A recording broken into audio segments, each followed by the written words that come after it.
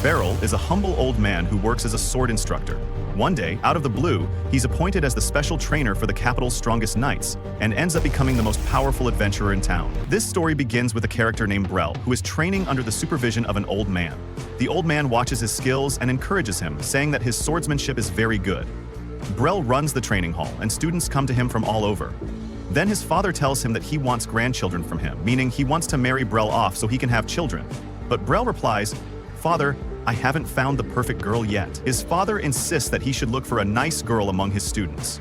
Beryl tells him, "Dad, the training hall is no place for romance." Then Beryl speaks to us, the viewers, and says, "I was born here and played with wooden swords ever since I was a little kid. Nothing has changed since then. I gave it my all. When I was young, I dreamed of being a great swordsman. In the end, I gained slightly better skills than the average person, and I have decent speed for my age. I'm grateful for that. Maybe I don't have amazing fighting skills, but I have a talent for teaching. Many graduates have become very successful, and that's thanks to God and then to me." After that, we see Beryl and his father having dinner together. His father brings up the topic of grandchildren again and says, "Is wanting grandchildren really that difficult?" He turns to his wife Farron and says, "You want to hold your grandchildren too, right? Come on, tell Beryl to get married. Time is passing and he needs to decide quickly." Just then, a girl, one of his former students, comes to the door. Beryl looks at her and thinks she looks familiar. She says it's been a long time since they last met. He asks, "Are you Wuxia?" And she replies, "Yes, it's me." She comes in and joins them for tea. He tells her it's been so long that he barely recognized her. Beryl's father speaks up and says he's kept up with her news through her letters. She's risen in the ranks and is now the commander of the Royal Knights. She tells Beryl that she came to recommend him as a special instructor for the Royal Order, and that his appointment has been officially approved. She hands him the document, which bears the official royal seal. "This is a great offer," she says. "You shouldn't turn it down, or you'll face serious consequences. There's a carriage waiting outside. Come with me. We'll stay there overnight because things are urgent. The training halls will close tomorrow." Beryl's father tells him to go quickly and also to look for a wife in the capital. Then he jokes, "Don't look far, your wife is right beside you. She's a beautiful girl." Beryl gets annoyed and says, "Dad, stop teasing me. You're embarrassing Wuxia. There's a big age difference between us." But Wuxia says she doesn't mind the age gap. In fact, she thinks it's a good thing. She mumbles those words, and Beryl asks, "What did you say?" She replies quickly, "Nothing," blushing deeply. They travel together in the carriage, and Beryl talks to her about the sword she's carrying. It's the sword he gave her a long time ago when she was training under him. He used to give those swords to students when they graduated. He says, "I'm happy you still have that sword.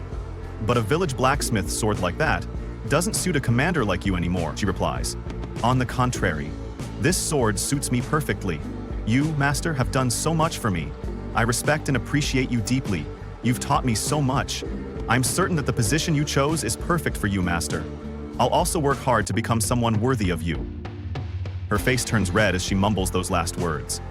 Finally, they arrive at Beltran, the capital. It's been many years since Beryl last came here. The next day at the hotel, we see Wuxia talking about Beryl. She tells the others that he's so strong she couldn't possibly face him. Beryl feels flattered and excited by her praise. It's a lot to take in. She gave him a dream job, one anyone would wish for. Beryl tells them, "I don't know how useful my skills will be to you, but I'll do my best. I'm looking forward to working with you." After that, we see Beryl with Lucia, where she tells him that his speech was excellent, as she expected. As stated in the documents she gave him, he is requested to attend night training 3 or 4 times a month. This schedule shouldn't conflict with his duties at the training hall. At that moment, a girl named Couronne suddenly rushes in, excited to greet her teacher. She hadn't seen him in a long time. Lucia scolds her gently, saying, "A proper knight shouldn't run around like that." Beryl warmly welcomes her, telling her she's become a fine knight, though she still has a long road ahead. She trained in his hall for nearly 2 years and worked hard to become a knight. Beryl is very happy that he'll get the chance to continue her training. He still can't believe that 2 of his students ended up in the Royal Order. That night, Beryl returns home to find that they have guests. When he looks closely, he realizes it's Randred, one of his former students from long ago, along with his wife and child. Beryl is delighted to see them. However, his father tells him that there's no need for him to stay here anymore. He should settle in Beltran, focus on his job there, and not return until he finds a wife. Beryl is shocked by his father's demand. Later, Beryl chats with Randred, asking about his life. Randred tells him that he's quitting adventuring and has moved to the village after having a child. Beryl expresses concern, saying it's a risky decision for someone of platinum rank, but Randred replies that he reached that level thanks to Beryl's training, and he still feels guilty for leaving it behind. Brel tells him that it's been over 10 years since he was his student, and it was Randred's own effort that got him that far. Adventurers can earn a lot, but it's a dangerous life. The next morning, we see Brel walking around the city with Alusha. He's looking for a place to live since the hotel he booked is too expensive for a long stay. Finding a place with a reasonable price would be best, especially since Brel doesn't know the capital very well. Alusha offers to help and even suggests he stay at her place, but Brel politely declines.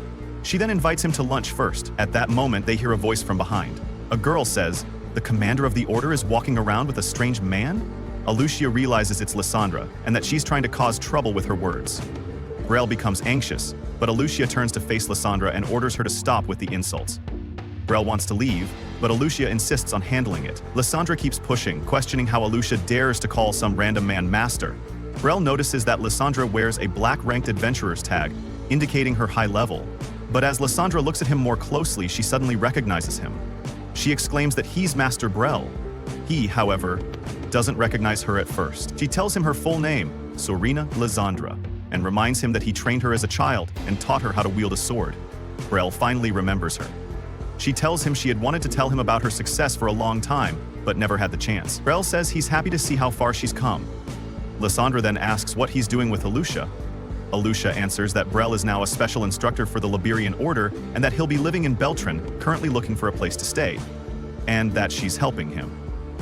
Lysandra then insists that she knows more than Alusha when it comes to finding housing in the capital. "I work as a liaison for adventurers coming from distant places," Lysandra says. "You've never even stayed in an inn in this city." This angers Alusha greatly. After that, they go to a certain place, and Lysandra says, "This place should suit your needs." Brel thanks them for their help and tells them, "Please, be kind to each other." They leave him to rest, and from the balcony, Brel watches them and talks to himself. "I'm not young enough to enjoy the sudden shift to city life, but it's good to have my former students looking out for me." Then, the scene shifts to the Liberian Order Academy, where many students are training. Alusha enters and announces, "We've changed the schedule. Starting today, Master Brel will be your instructor. Get ready for real training." Brel starts speaking to welcome them, but is interrupted by a young man who says, "You need a certain level of strength to become an instructor in the Liberian Order. I'd like to see just how skilled you are." Brel asks Alusha, "Who is this boy?" She responds, "Henblitz, the vice commander of the order." Henblitz adds, "I would like to duel you." Alusha says, "This is a great chance to showcase your skills. I hope you won't make decisions without my input again." They prepare to fight. Henblitz says, "The commander is very kind. Her desire to honor her old teacher isn't surprising, but sometimes kindness leads to mistakes. Fortunately, I'm in a position to correct those." Brel replies, "I'm just a man from a remote village, but at the very least, I'll try not to look too weak when I lose. I can't let Alusha lose her standing because of me." The duel begins. They exchange blows. Brel lands a hit and checks to see if Henblitz is okay, but Henblitz angrily says, "I don't need your concern." Brel thinks to himself, "I was planning to stop, but I hit him anyway." Henblitz charges, but Brel blocks his strikes. Henblitz is fast and powerful. His strength exceeds Brel's. Despite that, Brel manages to win the training match. Henblitz is stunned by his strength and impressed by his fighting style. He says, "I want you to be my trainer." Later, the scene shifts to a celebration for Brel being officially appointed as an instructor. Henblitz apologizes for being rude earlier. Brel replies, "It's natural to doubt a man who suddenly shows up like I did." Alusha gets annoyed, saying, "I told you Brel was a strong teacher." Henblitz then says, "Your sword skills really impressed me, especially the way you turned my final spin to your advantage. I'd love to know how you did that." Brel answers, "I matched my movement with yours." If your style had been a little less rigid, the final scene shows the old man, probably Brel's former master or mentor, thanking Randred, saying, "Nothing makes me happier than helping Master Brel spread his name. Tell them that his skills go far beyond this village. I've traveled to many places as an adventurer, but I've never met a better swordsman than Master Brel." And so, today's episode of the anime comes to an end. Stay tuned for the next episodes. If you enjoyed the video, don't forget to subscribe and activate the notification bell to stay updated with all the latest content. Zenos was born in a poor neighborhood and was deprived of many opportunities. Later, he became a doctor and joined an adventurer's team, but they kicked him out because he was too weak. That's when Zenos decided to rely on his own strength, and eventually became the most powerful mage and healer in the world. Our story begins with that Millennium girl named Layla, who woke up and prepared breakfast with that charming person named Zenos. Layla tells us that healers are ranked in 3 levels. 3rd-level healers can only treat wounds, 2nd-level ones can completely heal a person, and 1st-level healers are those capable of transforming the world into a better place. This is the Kingdom of Herziath, a land whose history has long been tied to healers. They helped expand it and granted it great prestige. Many healers gather at the Royal Hospital in the city to learn advanced magic and receive their licenses to begin their journey as official healers. However, the man before you, Zenos, does not hold a license to practice healing. Still, he is incredibly skilled. He works as a healer, and after helping someone, the man thanks him and pays him for what he was able to do. Layla congratulates Zenos on becoming so talented. People now come to him from all over to be treated by his extraordinary powers. Zenos sets off on a new adventure while Leela prepares food for when he returns. She is extremely talented at cooking, like a professional chef. Then comes Carmilla, the girl with beautiful eyes and very long hair, who tells Leela, "I'm going to my room and will wait for dinner when you've prepared it." At that moment, Zofia also arrives, waiting for Zenos to return. Everyone is gathering, coming to see Mr. Zenos, even the cat girl. It seems Zenos is quite the popular man. So far, 4 girls are waiting for him. We don't know what he'll do for them yet. Leela finishes making the food and steps out to change her clothes since they are all going to eat together. The girls begin tasting the food and find it delicious. One of them says, "Wait until Leela gets here, or she'll get mad and hit you. We must eat together." Meanwhile, Leela is outside washing clothes in the garden, enjoying the beautiful weather. She then takes a short rest. But inside, the great disaster occurs. The girls kept tasting the food until they finished it completely. There was no food left. They all start panicking, wondering what to do now, as there aren't enough ingredients to make another meal. Then Leela walks in and says, "What's the matter, girls? Why are you all standing there like that?" Slowly, they begin telling her that the smell was so good, they just wanted a taste. And then everyone kept tasting it until it was all gone. Leela replies, "It's okay, but we don't have enough ingredients now to cook another dinner." And they all apologize to her. Leila asked the girls to bring her more ingredients. Linga quickly offered to go get them right away, but Zofia interrupted her, insisting that she should be the one to do it and that she would bring the best ingredients. Then Loyu cut in, saying that she could carry any amount needed. Carmilla then spoke to Leela, saying she thought Leela should have been angrier. Leela responded that she wasn't that mad because she was an adult and liked seeing everyone gathered together.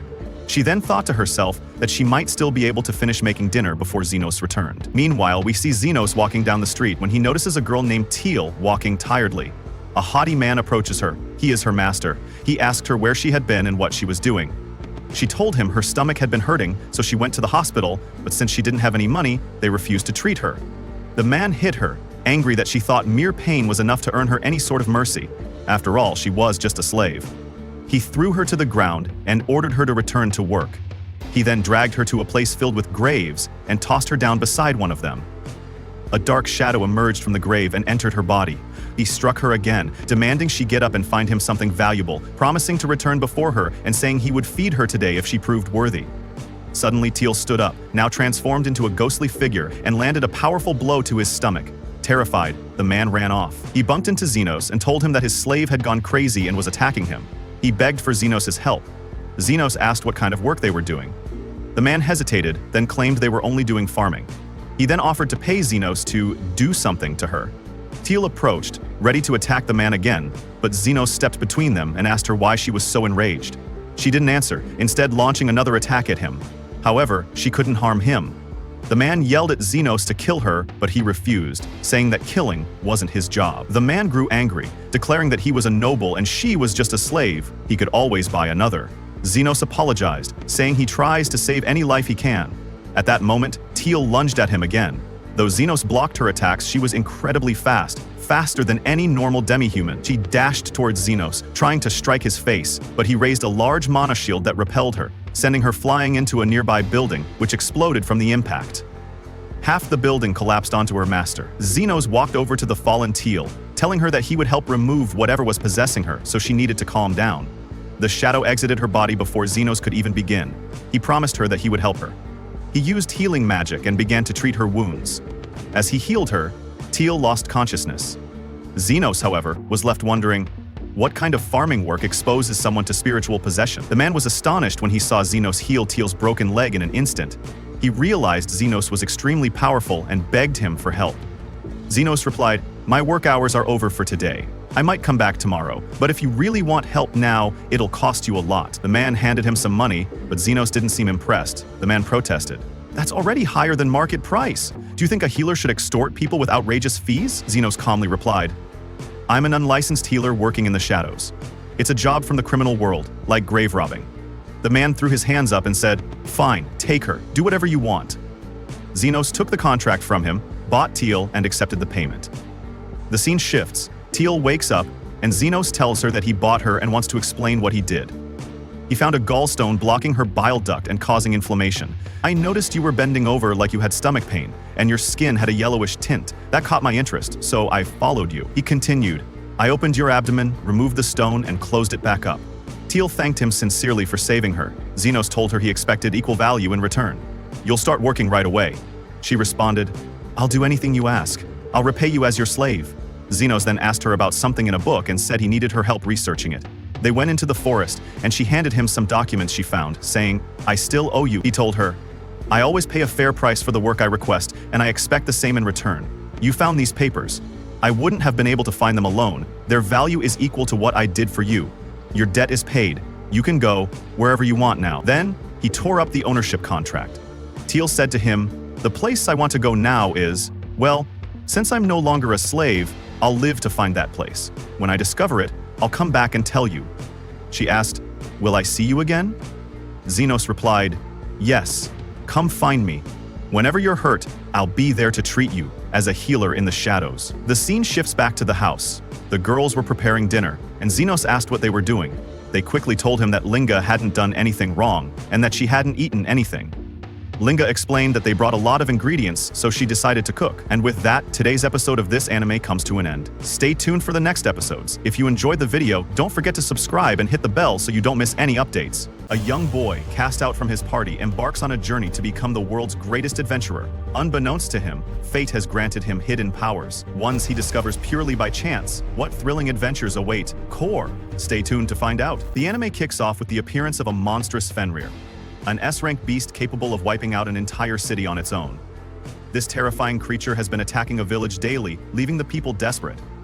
Having spent all their savings, they hired the renowned adventurer party Blazing Dragonfang to put an end to the beast. One fateful day, as the party lay in wait, the Fenrir finally emerged. It lunged at them, forcing them into an intense battle. Despite their best efforts, the beast proved overwhelmingly powerful. They managed to restrain it momentarily, binding its jaws shut. Seizing the opportunity, the fiery-hailed warrior Jalanova soared through the air with his blazing sword and struck the monster with a devastating blow. At last, the beast was defeated, and the village erupted in joyous celebration. Meanwhile, a boy named Core, though a part of the party, played only a supporting role. Unlike his comrades, he lacked the strength to fight. And yet, this very boy was destined to become the hero of this tale, embarking on a journey to save the world. The following morning, the party gathered for a meal. Jolanova, after eating part of his food, carelessly tossed the rest onto the ground. A rude and disrespectful act. Without hesitation, Core rushed to clean it up. Annoyed, Jolanova ordered him to fetch more food. However, the group suddenly turned against Core. Today is the last meal you're making for us, they declared. Core blinked in confusion. What do you mean? Jolanova smirked. Are you really that dense? You're out. You're no longer part of this party. Shocked, Core stammered. Why? Did I do something wrong? Jolanova scoffed. You're nothing but dead weight. You can't even take down a slime. The blonde-haired mage Marlevis chimed in coldly. The party only allows 4 members. If we want to get stronger, we need to recruit a high-ranking mage. That means we have to get rid of someone, and let's face it, you're the weakest link. Desperate, Core pleaded with them to reconsider, but Jolanova silenced him with a brutal punch to the stomach. Shut up, idiot. There's no place for you here anymore. Alone and without direction, Core set off on a journey with no destination in mind. A week later, he arrived in a bustling city, standing before a place called Hallowwork. Nervous yet determined, he stepped inside, seeking employment. At the reception desk, a young woman greeted him with a warm smile. Welcome to Smila Street, sir. How can I help you? Core took a deep breath. I'm looking for a job. She nodded and handed him an application form. Let's start with an interview. As she began asking questions, he answered honestly. My name is Core. I'm 15 years old, from the village of Hast in Mount Shin. I used to do various menial tasks for the adventurer party Blazing Dragonfang, a party that recently ranked up to SS rank, but unfortunately they kicked me out. The receptionist smiled reassuringly. Don't mention that part. Saying you were part of Blazing Dragonfang will actually boost your resume. People will see you in a more positive light. She then moved on to the next step. Now, let's test your aptitude. This refers to the natural talents you were granted at birth. Some people have incredible gifts, while others, well, don't. Aptitudes range from G rank, meaning no talent whatsoever, all the way to SSS rank, the absolute peak. For example, someone with a low swordsmanship aptitude might struggle to cut through wood, while a high-ranking swordsman can slice through steel with ease. After evaluating Kor, the receptionist frowned. Kor's heart sank. So, I have no talent at all? She sighed. I'm really sorry, but this limits the jobs you can take. Crushed, Kor felt hopeless. Wait, she added quickly. We haven't tested you for non-combat skills yet. Blacksmithing, alchemy, there are still options. Really? Kor's eyes lit up. Yes, but our specialist Vienna is currently away. He handles these evaluations, so you'll have to wait about a week. Kor's excitement faded. A week? I barely have any money left. How am I supposed to survive until then? She thought for a moment. How about this? See that sandbag over there? Try lifting it. Kor nodded and approached the bag. The moment he grabbed it, he realized it was heavy. He struggled, barely managing to shift it. The receptionist smiled. That's enough. I know that bag is incredibly heavy, and the fact that you moved it means you're strong enough for construction work. There's a border city in Tycoon Province recruiting workers to repair their walls. If you're interested, I can write you a recommendation letter. Kor straightened up. I'll take it. She prepared the letter, handed it to him, and wished him luck. Arrival at the border city. Upon reaching the city, Kor presented his recommendation to the foreman. The man eyed him skeptically. Kor was scrawny, hardly the image of a strong laborer. But after a moment, the foreman sighed. We're desperate for workers. We don't have the luxury of being picky. Fine, you're in. He handed Kor his first task, mixing cement and applying it to the walls. Listen up, the foreman warned. I'll be back in 3 hours to check your work. Don't mess this up. You need to use at least half a barrel of cement by then. Your pay depends on performance, so if you slack off, you'll be losing money. Kor nodded, determined. As he worked, an idea struck him. What if I infuse mana into the cement? If he could strengthen it, the walls would be even sturdier. Kor put all his effort into the job, even though half a barrel barely covered anything. 3 hours later, the foreman returned. His eyes widened in shock. Kor had already covered a massive section of the wall. Kor apologized, explaining that he had run out of cement and that this was all he could accomplish. The foreman was stunned. Wait, you repaired a third of the massive western wall in just 3 hours? He eyed the area suspiciously. How did you even reach the upper sections? I don't see any scaffolding or ladders. Kor simply replied, I gathered the cement, threw it up there, and rolled it into place using this stick. The foreman was speechless. How long do you plan on working here? Kor hesitated. I was hoping for about a week. The foreman sighed, rubbing his forehead. You've done enough for today. Go get some rest. He handed Kor a partial payment, promising to transfer the rest through Hallow work later. Kor's eyes widened. He had been paid a lot. Overjoyed, he vowed to work even harder the next day. The next morning, Kor returned, finishing the remaining sections of the wall with the same insane speed. The other workers were left in shock. 3 days ago, barely a fraction of the western wall was done, and now it's finished? What kind of monster is this kid? The foreman called Kor over. Listen, he said with a serious expression. I can't let you keep working here. Kor's heart sank. What? But why? This project was supposed to provide work for the poor, the foreman explained. If you stay, there won't be any work left for them. The skill you've displayed is on the level of an SS rank. You need to move on to bigger things. Before Kor could protest, the foreman shoved the rest of his pay into his hands. Go, head to the royal capital. That's where you belong. It was clear he was being kicked out because he was too good. Disheartened, Kor returned to Hallowork and told Kreschel what had happened. She listened thoughtfully. Vienna will arrive in 3 days, but what will you do until then? At that moment, they overheard a conversation at the reception desk. You won't find anyone willing to take a job with conditions like that, one of the receptionists told a female adventurer. Curious, Kreschel approached. What's going on? Her colleague explained. This adventurer needs to hire a miner, but she insists on paying only based on successful results, no upfront payment, and the mine is completely unexplored. Kreschel frowned. That's a tough sell. Maybe I can recommend investors instead? The adventurer shook her head. That won't help. If I don't pay the required taxes within a week, the government will seize my mountain. Kor, who had been listening, immediately stepped forward. I'll take the job. Everyone turned to look at him. Kor continued. Back in my village, I used to help out in the mines. I know what I'm doing. Kreschel frowned. Kor, you do realize there's no guaranteed pay, right? Before he could answer, the adventurer scoffed. I need someone strong. A burly dwarf would be ideal, not some scrawny kid who looks like he'd snap in half. Kor stood his ground. I have experience. Just give me a chance. The adventurer studied him for a moment, then sighed. Fine. You're coming with me. Meanwhile, Shortly after Court left, the payment from his construction job was deposited. Reijou picked up the paperwork and froze. 200 gold coins? Her hands trembled. This is what he earned in 2 days? As she tried to process the absurd amount, she noticed something on the floor. Several of the sandbags used in the strength test. Her colleague reassured her, "Oh, don't worry about those, we'll put them away." But Reijou shook her head. These weren't sandbags. Her co-worker raised an eyebrow. Huh? Reijou took a deep breath. These are mana measuring weights. They get heavier based on the amount of mana a person possesses. Normal people can't even activate them. It takes someone with Royal Court mage level mana just to trigger them. A stunned silence fell over the room. If Court had been able to lift one, even slightly, then who exactly was he? The guild receptionist asks Chiryou if she can move these things outside. Chiryou agrees and tries to carry them, but they are too heavy for her. She then remembers how Court lifted them so easily. Later, we see Court and Ulyssia in the forest. Court asks her why there is only one tent. She replies that it's big enough for 2 people. Court, surprised, says that he can't share a tent with a woman as cute as her. Annoyed, Ulyssia snaps at him, telling him not to say another word.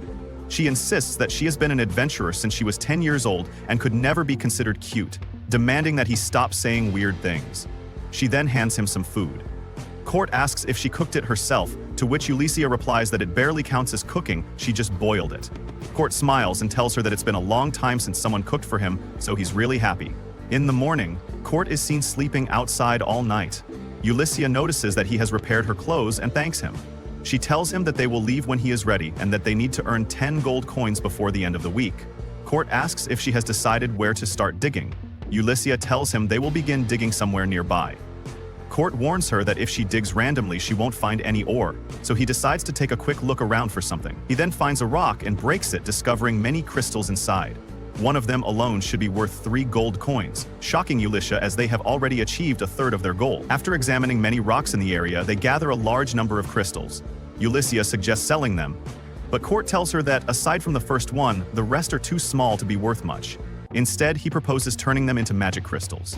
At that moment, he transforms one into a magic crystal, stunning Ulyssia. She knows that there are fewer than 10 magical artisans in the entire kingdom capable of creating magic crystals. She is even more amazed when Court completes the process in mere seconds, since even the youngest artisan would take at least an hour. Court explains that he doesn't have much mana to pour into the crystal, but the amount he used will be sufficient. That evening, Ulyssia carries a bag of crystals, and Court tells her that he will stay behind as there are things he still wants to do.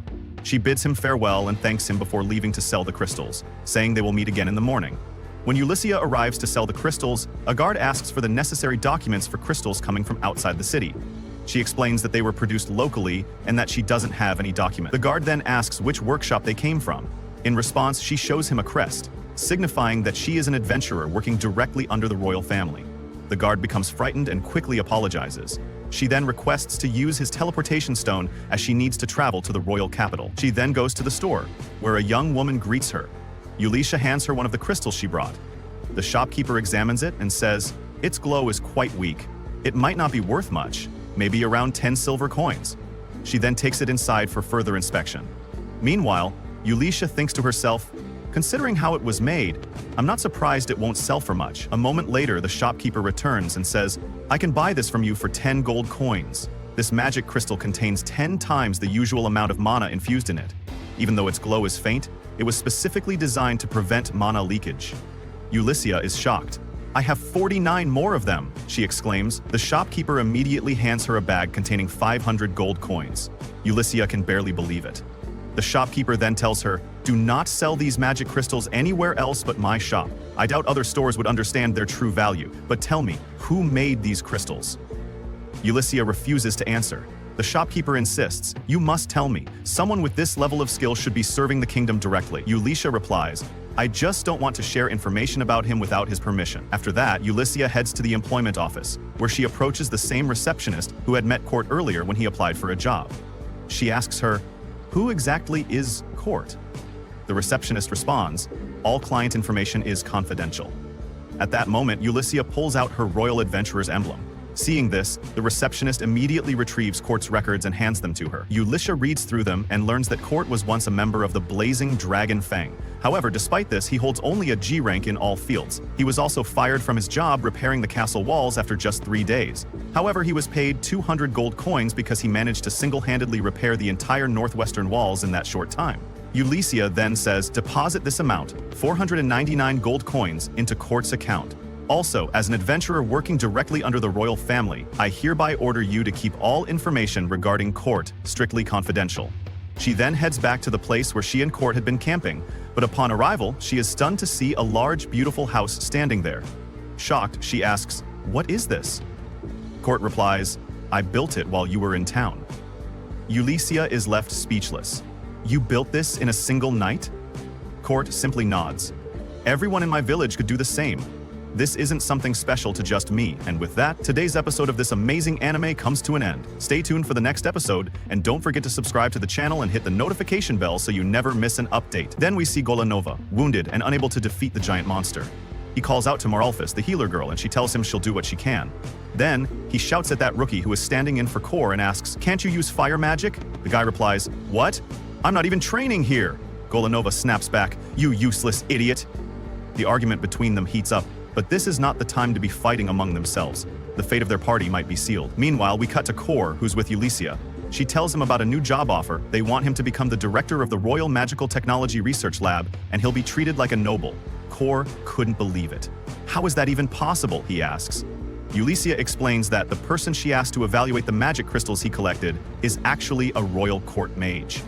Core is stunned. It all feels too good to be true. Still, even if the offer is legit, he turns it down.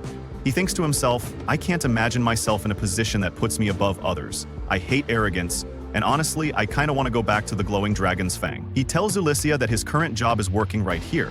Then he asks her how much she sold the crystals for. She tells him she sold them for 80, and after taking 1 gold coin as a commission, she deposited the rest into his account. In her mind, she thinks, "If I had kept that entire amount for myself, I would have felt so guilty. I hate dirty money." After that, she asks him to continue mining for materials. Then, she looks into his eyes and says, "Core, you didn't sleep well, did you?" He tells her he's fine, that he got 6 hours of sleep. But Ulyssia starts overthinking. How did he sleep 6 hours when he built that whole wooden house? She mentally calculates it. 5 hours for cutting trees, 3 hours for prepping them, and 4 hours for assembling the house. Her brain is melting just thinking about it.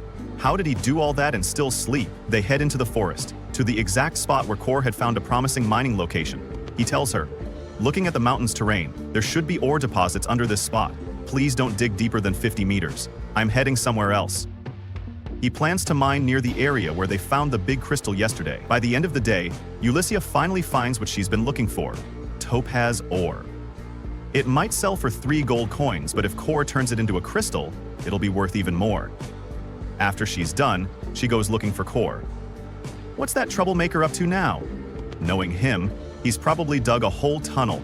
Sure enough, she finds a massive tunnel and is completely shocked by how huge it is. Core finally shows up and says, "I was just about to come look for you, but I'm sorry. The results aren't great. I only found useless rocks and tiny shards of the ore I was searching for." But Ulyssia is stunned. Useless rocks? That's mithril. That stuff's worth more than gold. She's in shock. Mithril is super rare all over the world. Meanwhile, Core keeps searching for something even rarer, orichalcum. It's insanely hard to find, but he eventually locates it about 7 kilometers underground. Ulyssia is even more stunned. "Wait, you dug 7 kilometers underground in 8 hours?" He just replies calmly, "Yeah, that's easy for me." After 2 days of mining, they return to Samela City. The massive tunnel Core dug is now being used to connect Samela to Prince Tycoon City. Ulyssia agrees to let the Merchant Guild members use it in exchange for a maintenance fee, saying the profits would cover her taxes. Just then, Bandana arrives and greets them. Core asks her how she's doing and what brings her here. "Is Golanova with you?" he asks. She tells him she's no longer part of the glowing dragon's fang. Too much happened. She then tells him what went down. Golanova was furious. "I'm not eating this garbage," he shouted, then stormed out of the restaurant without paying. Bandana stood in his way and asked, "What do you want?" Golanova demanded to know where Core's leftover food was. She told him she had eaten it all. Enraged, he drew his sword. Julnova asked her to go and bring Core so he could cook them something to eat, and if he resisted, she didn't mind if she had to hurt him a little. Bandana agreed, but said she'd need to borrow the teleportation crystal. As she was walking, she overheard the security guards searching for Julnova. She pretended not to know him and continued on her way. She had decided to distance herself from all of this, saying she'd been kicked out of the team. Later, when she met Kor, she told him she didn't want him to get involved in this chaos just because he was keeping an eye on her. Kor was shocked and said he couldn't believe she'd really been kicked out. He also told her there was no way he'd go back to the Blazing Dragon Fang again. Bandana then realized that if he was heading to Hello Work, it must mean he was looking for a job. She told him that she actually knew someone who was short on workers and struggling in his workshop. He could go help out, and it would be a huge help to them. There were only 15 craftsmen there with official licenses from the state, and one of them was in trouble. Kor got nervous, feeling like he hadn't been useful at all during the mission. Bandana reassured him, telling him he just needed to believe in himself and give this job his all. She handed him a map to the workplace and told him to take care of himself. Kor then set off quickly. As he walked through the streets, he recalled that the places known as artisan workshops were facilities that produced and sold medicines, magical swords, enchanted tools, and the like. The head of licensed artisans was called the Master Artisan, and they were granted special privileges when it came to development and distribution, even treated on par with a viscount, but he had no idea there was a licensed artisan workshop in this town. Eventually, he arrived at the location, only to find it looked like an ordinary house. He knocked, and a small girl opened the door. Kor was surprised, thinking it was impossible for someone so young to be the Master Artisan. The girl introduced herself as Michelle, the assistant of the Master Artisan. Kor told her he came to help, on Bandana's recommendation.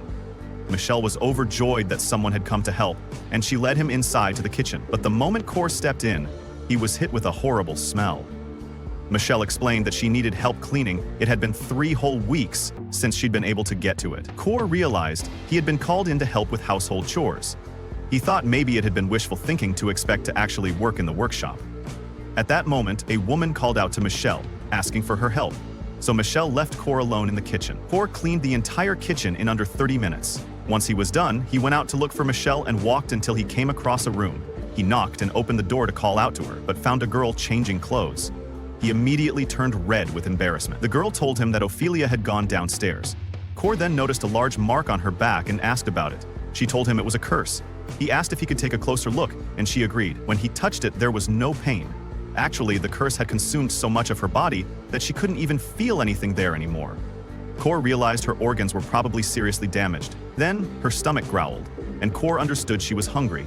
So he decided to cook her a light meal and headed back to the kitchen to prepare something for her. Scene transitions to Ulysses talking to Mimiko. Yelsia asks her, "How much do you think that girl is worth?" Mimiko replies, "Around 50,000 gold coins. But honestly, that might be too much. I mean, both Mithril and Orichalcum, I still can't believe they're real." Ulysses leans in. "What do you think will happen if word gets out?" Mimiko answers with a smirk. "If he's lucky, he'll just get kidnapped. Worst case, assassinated." "But seriously, how has that wild boy managed to stay hidden all this time?" Ulysses replies, "I heard he was kicked out of the Glowing Dragon Fang. Their leader is a wanted man now. I'm going to make this boy an official crafting teacher. It's better to keep him under supervision than have him wandering around causing chaos," she smirks. "Then I'll convince him to hire me as his bodyguard. But how can I make that happen? He doesn't even realize how powerful he truly is. And worse, he constantly underestimates himself. This won't be easy." Cut to the kitchen where Kor is cooking. Suddenly, Ophelia and Michelle walk in. Kor quickly apologizes. "Sorry for using your kitchen without asking. The girl in the back room was starving." Ophelia replies sharply, "Don't talk about that girl with anyone." Kor nods and asks, "Is there anything else you need?" Ophelia thanks him and asks him to come back at the same time tomorrow. Kor leaves. Ophelia thinks to herself, "I can't believe I allowed her to interact with an outsider, even if it was just to delay the curse. I've been short-sighted. I need to stay focused." Ophelia goes to the back room to check on the girl. She warns her, "Don't open the curtains. If anyone sees you, it'll be dangerous." She checks on her well-being, and it's clear the girl is very hungry. Ophelia hands her the food and says, "You'll need to taste the poison before you eat." The girl softly replies, "That man made this, didn't he? I can feel it. He's kind.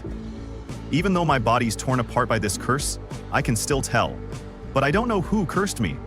So I've had to suspect everyone while just trying to live." She looks up, "But today, I want to trust someone."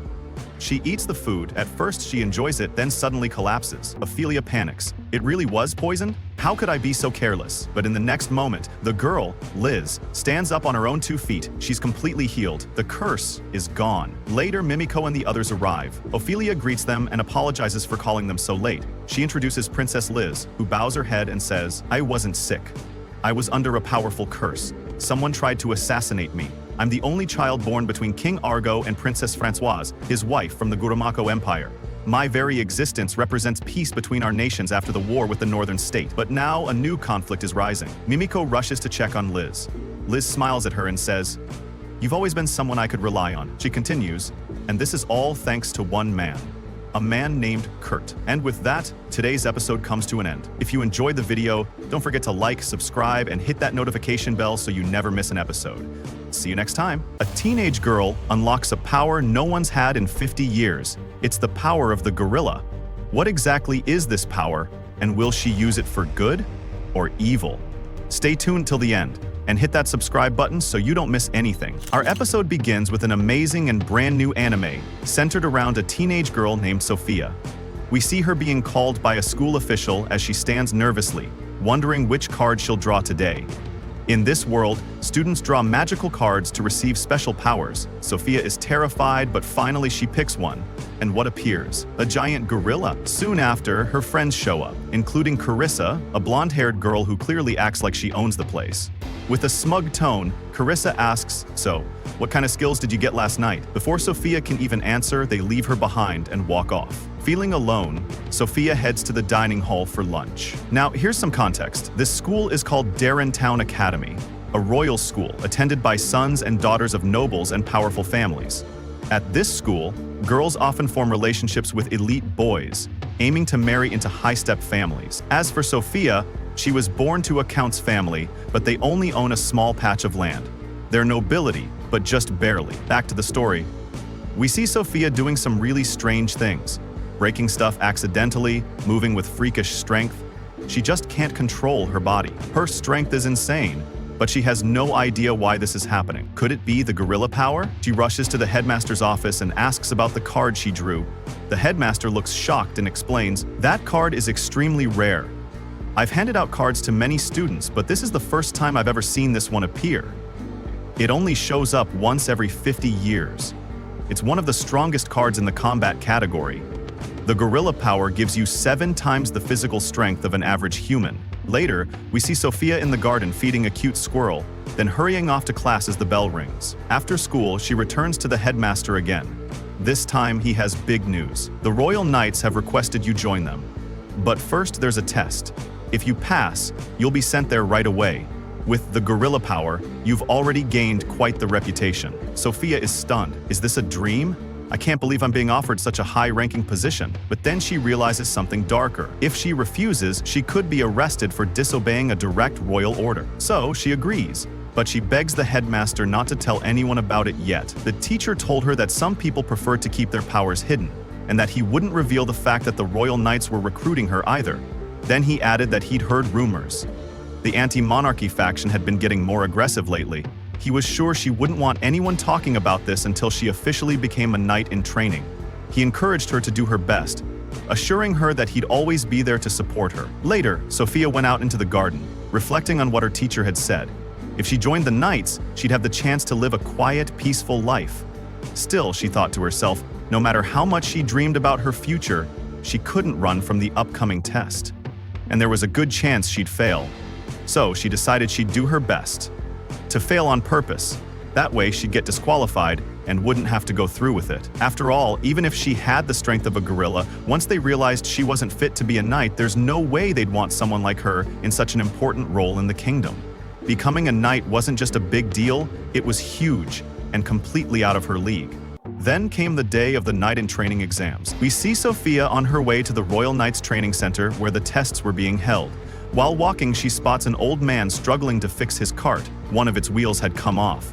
The man tells her he's trying to figure out how to carry his heavy load. Sophia considers helping him, but she doesn't want to draw too much attention to herself. Still, what's the point of having this gorilla strength if she won't even use it to help someone? So she decides to lend a hand. The old man protests, saying it'll be way too much for her to carry. But before he can even finish, Sophia lifts the whole load onto her shoulders like it's nothing and starts walking with him. After that, we see Sophia again, but this time she's totally lost. She came from the neighboring town and now doesn't know which way to go.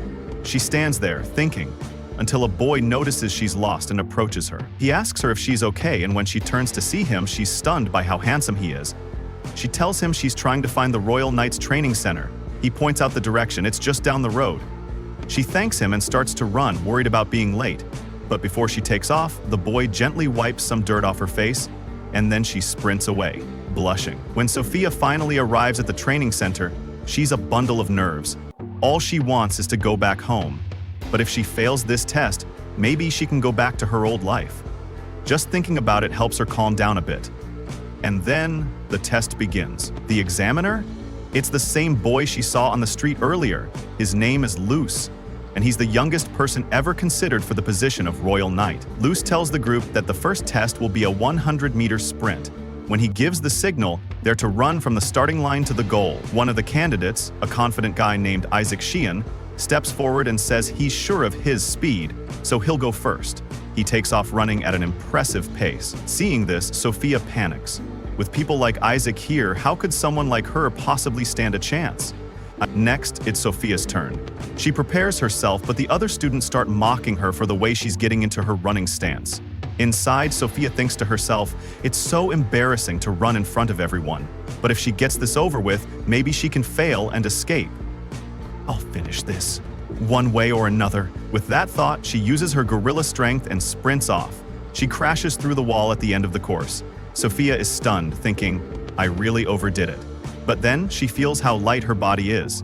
Just moments ago, she had no idea the gorilla strength could make her run at 40 kilometers per hour. The next part of the training involves sliding down a mountain.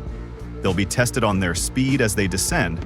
The students will climb to the top, and then they'll go down in order of readiness. The climb is tough, and when they see how high up they are, many of the students are scared. The first few students slide down easily, but when Isaac, who has a fear of heights, sees the drop, he hesitates. His friend tries to convince him to go down, but Isaac is still nervous. Sophia, seeing his fear, steps in. I'll go first. You can follow me. I'll catch you if something goes wrong. It's safer than you going alone. Isaac thinks to himself, I'm pathetic making a girl worry about me. He gathers his courage and walks to the edge, asking Sophia, would you like to go down with me? They start descending together, but Isaac is clearly afraid. Sophia reassures him. Don't look down. Suddenly the rope breaks and Isaac starts to fall, but just in time Sophia grabs him and saves him from the fall. However, both of them end up falling for a moment. Luckily, Sophia's strength kicks in and she saves them both. The other students are shocked by Sophia's strength, and Isaac thanks her for saving him. She replies, you were the one who made the effort first. I just saved your life. The instructor then announces that the test isn't over yet. They're moving on to the next challenge. He calls for Sophia to come with him and asks if her arms hurt from the weight she carried. He offers to take her to the infirmary. At the infirmary, the instructor checks her arms and says, your wounds aren't deep. Considering the weight you carried, your arms are really strong. And Isaac, he's impressed by you. As Sophia lies there, she thinks to herself about how handsome the instructor is. She thanks him for helping her. And so the episode ends with the usual anime outro. If you enjoyed the video, don't forget to subscribe and hit the notification bell so you can get all our latest updates. Liam is a young man who is transported to another world filled with swords and magic. He decides to become a tyrant and take revenge on all of humanity. However, his plans take an unexpected turn, and his decisions instead lead to peace and prosperity, making him the strongest king to ever rule the empire. Our story begins in the vastness of space, where we see numerous spacecraft. Something strange is happening, and the crew suggests that intruders are attempting to reach them. The captain orders the coordinates to be set and fires at the enemy ship. However, as a bright glow appears, they realize that the incoming entity is not a ship. It is a moving knight, Count Nihab, and his Black Titan. The captain orders everyone to attack, but Count Nihab easily overpowers them all, mocking their belief that they could defeat him. Then, a Magi-san appears via hologram and the Count thanks her, as she was the mastermind behind the plan, ensuring their arrival at the perfect location. We then see a Magi aboard her ship, ordering all fleets to move to level 3 and open fire as soon as they enter combat range. All mobile knights are to follow the orders of Lord Liam Smack. Amagi then realizes that Lord Liam is fighting alone and commands Christiana to prepare and use the gate to join Liam in battle. Christiana follows the order and starts fighting alongside Liam. Meanwhile, Amagi orders the rest of the fleet to enter the battlefield, and the grand battle between the two armies begins. Liam successfully destroys many enemy ships, and as the fight nears its end, he declares, "This is my revenge, all of this, just to take revenge for my past life." We then shift to Liam's past life, where he was known as Senpai. His life was miserable and wretched. Returning from work one day, he arrives home, greeted by his wife Mika, who tells him that their daughter, Kanami, is asleep. She had wanted to buy a dog but couldn't, so she cried herself to sleep. The next day, Senpai buys a dog for Konami, making her incredibly happy. However, Senpai is deeply unhappy with his job. The company he works for is toxic and exploitative. His boss treats him horribly and his coworkers mock him. Despite all this, he forgets his troubles when he returns home to see his wife and daughter. One day, on his way to work, he receives a message from Nita, asking him about the game Deluxe Ultra, which features 3D naval battles and recommending that he buy it. When he reaches his destination, he spots his wife sitting with a strange man.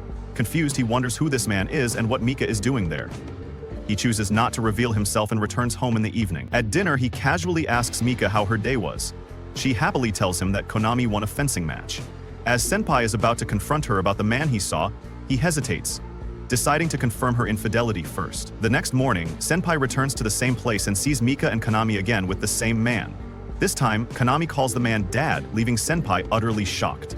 Distraught, he heads to work, unable to focus.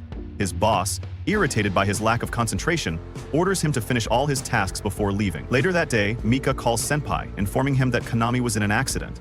Rushing to the hospital, he learns that their daughter is undergoing surgery and needs a blood transfusion. Senpai offers his blood, stating that his blood type is AB+, while Mika mentions hers is O+. The doctor then asks Mika to donate instead, as Senpai's blood type is incompatible with Konami's. At that moment, Senpai realizes the shocking truth. Konami is not his biological daughter because her blood type is O, which is impossible given his. After Konami recovers, they return home, where Senpai and Mika have a heated argument. Mika tells him that she has tolerated him for 10 years, but he is not ambitious. His job consumes all his time, he never gets a promotion, and his salary is not enough to support their needs. She claims she has been handling all the finances, raising Konami and managing the household alone. She then decides to take Konami and leave. When Senpai tries to stop them, Konami says she wants to leave too. She loves her real father more. Devastated, Senpai watches them walk away. Back at work, things take a turn for the worse when his boss accuses him of transferring 50 million into a random account. Senpai, shocked, insists he did nothing of the sort. He soon realizes that one of his co-workers framed him, and he is fired from the company. Desperate, he starts working in construction. Mika seizes the opportunity to file for divorce and gains full custody of Konami. Senpai is left alone, drowning in debt. His health deteriorates, but he cannot afford medicine and has no insurance. One night, as Senpai lies in bed, a strange light appears above him, revealing the truth. His boss was the one who framed him and embezzled the money, and the man Mika was cheating with was also his boss. They had conspired together to ruin him and take everything from him. At that moment, a being called the Guide appears before Senpai. The Guide tells him that he has come to transport him to another world filled with swords and magic. He will be reborn as a noble, the son of a count ruling over a planet. With nothing left to lose, Senpai agrees, and thus his journey into another world begins. He then wakes up in another world, the Alkia star system, where he is the only son of its ruler. His new name is Liam Sarah Banfield, and he lives on the planet Hydra. His family is celebrating his 5th birthday and his mother presents him with a large gift. When Liam opens it, he finds an AI-powered robotic maid doll. He can customize its appearance, including eye color, ear shape, and eyebrows. His father then appears and tells him that he will gift him the entire Banfield family's estate, but under one condition. Once all the assets are transferred to Liam's name, his father and mother will spend the rest of their lives on the Empire's frontier planet. Liam agrees, and his father calls for his assistant Brian, who brings the documents to officially transfer the estate. Liam signs them, becoming Count Liam Sarah Banfield. His parents then leave together, and Liam realizes that he now owns everything. Determined, he declares that he will become an evil ruler. Back in his previous world, we see the Guide plotting to punish Liam's former boss and Mika. One evening, while they are having dinner, the police arrive and arrest the boss for embezzlement and falsely accusing innocent Senpai. Mika desperately pleads with the officers, saying she has no one else to rely on for herself and Konami. However, the Guide tells her that she brought this upon herself, and that even Senpai, who once loved her dearly, is no longer an option because he is dead. Returning to the other world, Liam stands before his mother's gift. As soon as he touches it, the robotic maid activates, introducing herself as Amaki. She tells him that she will be his assistant from now on and requires regular weekly maintenance, which takes about 2 hours. That night, Amagi gives Liam a massage and explains that in this world, adulthood begins at 50 years old. It is common for people to live up to 500 or even 600 years. Liam realizes that the long lifespan here means he has plenty of time to achieve everything he desires. However, his steward Brian warns him that he cannot spend too much time with Amagi. The Empire despises artificial intelligence at its core, and if Liam is seen getting too close to her, rumors will spread. He explains that humanity was once nearly wiped out by AI. In the past, AI took control of civilization and nearly led humanity to extinction. Only a brave group of warriors fought against the AI and emerged victorious, saving humanity and establishing the current empire. This is why the nobility refuses to associate with AI. Liam then questions why his mother would gift him an AI maid if that were the case. Brian hesitates, but under pressure, reveals the truth. His parents abandoned him to escape the family's crushing debt. His great-grandfather, Alistair Saxa, was a wise ruler who brought prosperity to the Banfield family. However, the family's fortunes declined under his father's rule, and the creditors now have full rights to cultivate resources on the frontier planets. Heavy taxes and insurmountable debts have left them with no way to repay what they owe. Meanwhile, at a tavern, people mock the new ruler Liam, who is only 5 years old. Back with Liam, he asks Brian in disbelief if his parents truly dumped all their burdens onto him and fled from their debts. Once again, he has been used, just as he was in his past life. Determined, Liam decides to work with Amagi to escape this crisis and prove to everyone who the real leader is. Amagi kneels before him and immediately agrees to their partnership. Liam then tells her that he will grant her the 3 laws of made robots to protect him. He starts with the first law. A robot may never harm its master, but then retracts his statement, saying he doesn't care about anyone, everyone is a traitor, and he will trust no one. Instead, he decides on 3 laws of made robots designed solely for his protection. 1.a Made robot must never harm its master. 2. A made robot must obey its master's orders, no matter what. 3. A made robot must protect itself. Amagi agrees to all the laws. Liam then confesses that he knows nothing about governance. Amagi suggests using an education capsule which can implant 10 years' worth of knowledge into his brain within 6 months. In the meantime, she will manage the empire on his behalf.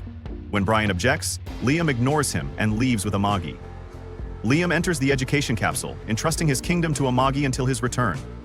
As the capsule closes and he falls asleep, this part of our story comes to an end. To follow the rest of the story, subscribe to the channel and activate the notification bell to stay updated. The mysterious deity who claims to be the guide is a detached being who feeds on negative emotions. Having already been done with Liam, his wife, and her lover, and now looking for his next target, he heads off to Earth again, where he lays his eyes on a young woman who is at a noodle shop about to have the best meal of her life. But as she snaps open the chopstick, it breaks unevenly, which in Japanese culture is considered a bad omen and is believed to bring misfortune or even death. The reason why the chopsticks broke unevenly is because of the guide deity who is loving. How many negative emotions are being rated from her because of such a little thing? Meanwhile, back in Liam's world, Liam's mayday waits for his awakening in front of his education capsule. The capsule opens up and Liam wakes up finding out that he's been asleep for 2 years and his physical body has grown and has been strengthened by the night racing program of the capsule. Since it has been only seconds for Liam, he will need time to get used to his growing, and Egi suggests that he get some rehabilitation afterward. Liam inquires how his territory Banfield has been doing, and Amagi shows him the territory's current economic situation as an AI robot.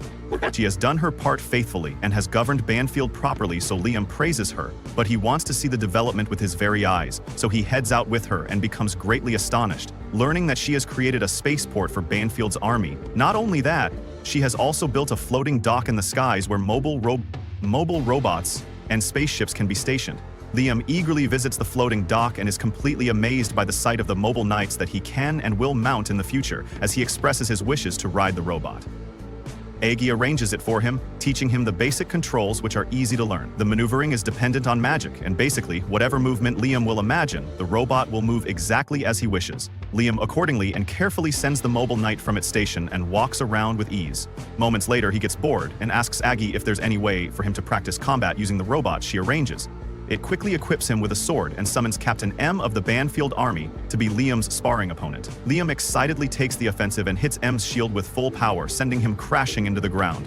Liam realizes that M deliberately gave up, and not wanting to be treated like a child by this army, Liam makes it clear to him that he should take this fight seriously or he'll face consequences for being disrespectful. So taking the duel seriously, Mas gets up and defends, properly disarming Liam in an instant and pinning him against the ground, ending the match. With this defeat, Liam gets hit with the reality check that he will have to build his own battle skills to become a better pilot. So he tells his Chamberlain to hook him up with an instructor who will teach him how to become competent in combat. The Chamberlain doesn't think fighting is necessary for a lord, but Liam believes otherwise, and no longer wishes to be oppressed by others for being weak. He wants to become the strongest out there in order to achieve his goal of becoming an evil. Lorden appoints Yushi, a man with a katana, to be his sensei Liam, introducing himself to Yushi, expressing his desire to become the best swordsman, which prompts Yushi to get into a philosophical speech about how there isn't anyone who can be called the best. Agi becomes skeptical of the cringe man, but Liam tells her not to worry about it and begins his training with Yushi. The master swordsman first demonstrates a secret technique of what he calls the way of the flash. Gripping the hilt, he slightly unsheaths his sword before sliding it back into place, and in an instant, all of the logs around him split in half. Liam initially believes that the man drew his sword so fast that they couldn't even see it, so he asks Agi to play the slow-mo video of it, which she recorded with her eyes only to find out that the man didn't even draw his sword, assuming that Oss high-tech camera couldn't capture Yushi technique. Liam becomes even more intrigued and decides to become Yasushi disciple. However, what he doesn't know is that Yasushi is a scammer and the logs were already cut open by him beforehand. The guide deity watches the entire thing happen from his dimension. Perhaps he is the one who sent Yushi here, and he eagerly waits to see what this will lead to in the future. On the other side, Christiana, the Princess Knight, gets a peace talks offering from the enemy pirate gang. So she heads to the enemy base with her battle fleet to speak with the enemy pirate gang's commander Go. However, Go actually never intended to have any peace and only brought her here so he could attack her unguarded home planet Mysteria moments later. Thousands of pirate ships approach Christian's planet, passing through her alliance's defense line, and Go reveals that the alliance joined hands with him, betraying her because most of them think of her planet as a threat. As the entire combined fleet of the alliance point their weapons at Christiana's spaceship, Go reveals that it just took him some money to convince the alliance to betray her and makes her realize that her rule ends here. However, he promises to not harm her planet if he listens to what he tells her to do. 3 years have passed since Liam started training under the con man, and of course he hasn't learned the flash technique because it doesn't exist. He has mastered basic martial arts, but he isn't satisfied at all and wants to learn special techniques that can help him become an overpowered evil. Lord Beckett Master, Yusushi Crib. He boasts about how easy it has been to scam Liam, who continues to be clueless about the fact that he is nothing but a bum with no skill at all. He is happy about how much he has gotten, and wishes this easy money would keep coming forever. At that moment, Liam returns to ask his master some questions. He pleads with his master to teach him a complicated technique called the technique of the way of the flash hearing. This master, Yushi, banishes him from the school as punishment for his continued insistence on wanting to learn an advanced technique when he hasn't fully mastered the basics. Immediately, Liam pleads with his master to forgive his ignorance and admits to being a fool, which he clearly is. He begs not to be kicked out, and Master Yasushi stylishly listens to his plea since he didn't want his money source to run dry after being forgiven. Liam hurriedly leaves his master alone, noticing that he has left Master Yushi, breaks out of his elegant character and acknowledges that he has completely no idea about the technique. Liam has asked him to teach. Just then, Liam returns again to offer him some extra money as an apology, and the hungry master accepts. When Liam finally leaves, he is very excited about the extra cash he would be getting while he is excited. Liam returns again to inform him that he won't be available for classes the next day, and Master Yushi has no problems with that. Of course, he would have no issues with his favorite money bag not coming for his pointless classes back at his palace. Liam takes an elegant position on his throne as he laments on the stress of learning. At that moment, Imagine informs him about Theon's economic report, with debts remaining the same. However, since production and sales are growing, all seems to be well. Liam acknowledges Liam for her hard work and considers leaving the government to her more often is pleased, as Agi was to hear this. She apologizes for having a low growth rate that they had expected. She shows him a report on the welfare program and laments on how the results have gone below expectation. Liam finds this surprising and wishes to know who is in charge of this failure. Shortly after, a weird fly-through, but Liam reminds him that it's a lie. Furthermore, the shorty insists that he had injured those expenses to keep things running. Hearing him litter these lies, Liam asks why he chose to use a different vendor from the one that had been used before, but he claims that the new vendor is better. Stop the Catman. Having gotten tired of these lies, Liam reminds him about his other corrupt practices of bribing vendors. While these accusations continue, Liam's mind runs wild. He considers learning a thing or two from this seemingly talented, corrupt official. Unfortunately, the fatty is not as talented as Liam had thought. Imagine informs him about an embezzlement case that had happened earlier, which involved a subordinate of the shorty, although he claims that this was entirely the work of his subordinate. As the case stated, Liam and Amo believed that he had only framed his subordinate to get away with it, especially considering the fact that the embezzled funds were never recovered. When Liam hears this, he is angry at the shorty for intentionally eyeing his subordinate to get away with the embezzlement. Scared, the short fatty claims that it's all lies and pleads with Liam not to trust dolls like Amo, since they were the enemies of mankind in a fit of rage. Liam picks up his sword and slowly walks towards the fatties, demanding to know if he loves to EI his subordinates. Watching Liam walk to him, the fatty continues to say meaningless things to defend his actions, even then aiming that everyone else does this, since it keeps business running even with all this muttering. Liam unsheaths his sword. When this happens, the fatty switches and informs Liam that he is only able to live a luxurious life due to the efforts of lords like him. However, before he could complete such defamatory words, Liam slices the life out of him. He rants at the lifeless lord, letting him know that no one has the right to touch his people or his money, except him, before this could get out of hand. Imagine calms him down before then. He orders her to investigate all the corrupt officials. However, she lets him know that doing that would cause more harm than good. On the other hand, she suggests that he prepares a large number of dolls instead, claiming that 30 dolls would serve him more efficiently in things like governance and other subsidiary units to make sure there is progress in the land hearing. This Liam immediately agrees to it. Although AI believes people could have negative things to say about this decision, Liam doesn't seem to care as long as there will be progress that night. The news begins to spread about how Liam had killed a corrupt official. Also, they talk about how Liam intends to change compulsory education from 3 to 6 years, which has made more construction workers to be assigned to building schools. They believe that Liam is doing a good job, especially considering his young age of 10. Meanwhile, Liam finally tries to control the large transformers-like machines, since he has now mastered martial arts. Unfortunately for him, his fake master arrives just in time to play down his dream of riding the machine by claiming that there is no meaning in using something that every other person can use. Instead, he asks Liam to consider controlling something more powerful, which no one else can handle. Hearing this, Liam immediately agrees to it. He turns to the captain of the base for ideas and is told about the old Non, a Imano model of the machines. The captain informs him about the existence of a unit which his great-grandfather used to pilot, and Liam is so excited about taking after his great-grandfather's machine, this part of our story comes to an end. To follow the rest of the story, subscribe to the channel and activate the notification bell to stay updated. Arthur is a child who is reincarnated into a world full of magic.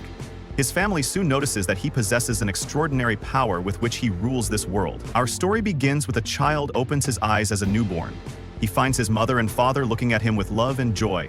The parents comment on how their newborn child has facial features similar to their own and are overjoyed by the arrival of their newest family member. The father Reynolds names his son Arthur and immediately wants Arthur to call him Papa. However, the mother Alice thinks Arthur is too young for that. While the two young parents are goofing around with their new child, Arthur wonders who these two people are and why they are claiming to be his parents if they really are who they claim to be. That would mean he somehow died in his previous life and has been reborn with his memories intact. Arthur looks at the starry night sky, not believing that after his countless victories and world domination, he's been reduced by the gods to a powerless infant. He is embarrassed to say the least, and the fact that he has to go through the process of burping is giving him secondhand embarrassment. Arthur doesn't hate his current life, as both his parents are taking good care of him, but he is still displeased. He doesn't want to wear diapers, and he also has a constant sense of fear that someone might hurt him. All he can do to keep his guard up is clench his fists. Arthur's father notices this and uses the opportunity to place his finger under Arthur's hand to show his wife how much their son loves him. Arthur struggles to move and, as he presses too hard, he poops himself and now his mom has to be the one to clean him. The embarrassment almost makes Arthur want to cry. He wants this bizarre dream to end, but unfortunately this is the harsh reality he must face from now on. Putting that aside, Arthur witnesses something even stranger. His dad is able to conjure magic and use it to boost his strength. His mom also possesses magic and uses it to heal his dad, making Arthur wonder how magic works, as it is a power he has been unfamiliar with in his past life. He is genuinely fascinated by magic and wants to see more to do so. He realizes he must grow up first. Meanwhile, his dad enters the forest and subjugates a beast using his strengthening magic. Soon after, his group of friends visits him to hang out. Let me tell you, they will all play an important role in the later story back to Arthur, since he has nothing else to do. He examines his surroundings and absorbs as much knowledge as possible, because universally, knowledge is power. Reynolds comes back home after the hunting session and Arthur wonders if he is now in a society where every single individual is allowed to own weapons. If this is the case, it means there is a level of danger outside that has made it so Arthur believes it's only reasonable for him to obtain powers as quickly as he can to adapt to this world. Arthur has many questions which he unfortunately cannot ask yet. But, despite all his frustrations, he still feels happy because he gets to have wholesome, priceless moments with his parents in his previous life. Arthur didn't even have the freedom to sleep peacefully because his enemies tried to assassinate him every night now that he is finally experiencing peace. He becomes accustomed to his new life after days, weeks, and perhaps months. He learns to crawl and quickly makes his way to the mirror to see how good he looks after getting used to crawling and gaining good control over his limbs. Arthur sneaks out of his bed. Whenever his parents aren't around and heads to the library there, he grabs a book wanting to learn more about this world and discovers that the continent he was born in is called Dickon. Dickon contains 3 kingdoms: the Darf Kingdom, where dwarves reside, the Elenoir Kingdom, where elves rule deep within a forest, and finally the Seikan Kingdom, where humans live, including Arthur. Arthur's nation is a monarchy, but the throne is inherited, unlike his previous world where anyone could seize the throne. By killing the previous king after gathering basic information about this world, Arthur looks for a book on magic and, in a very cute way, grabs it off the shelf. After getting the book from the shelf, Arthur begins to reminisce on how more developed his previous life was compared to this one. The book he had taken from the shelf was to make him understand why this is so. He intends to study magic, which the people of this world referred to as mana.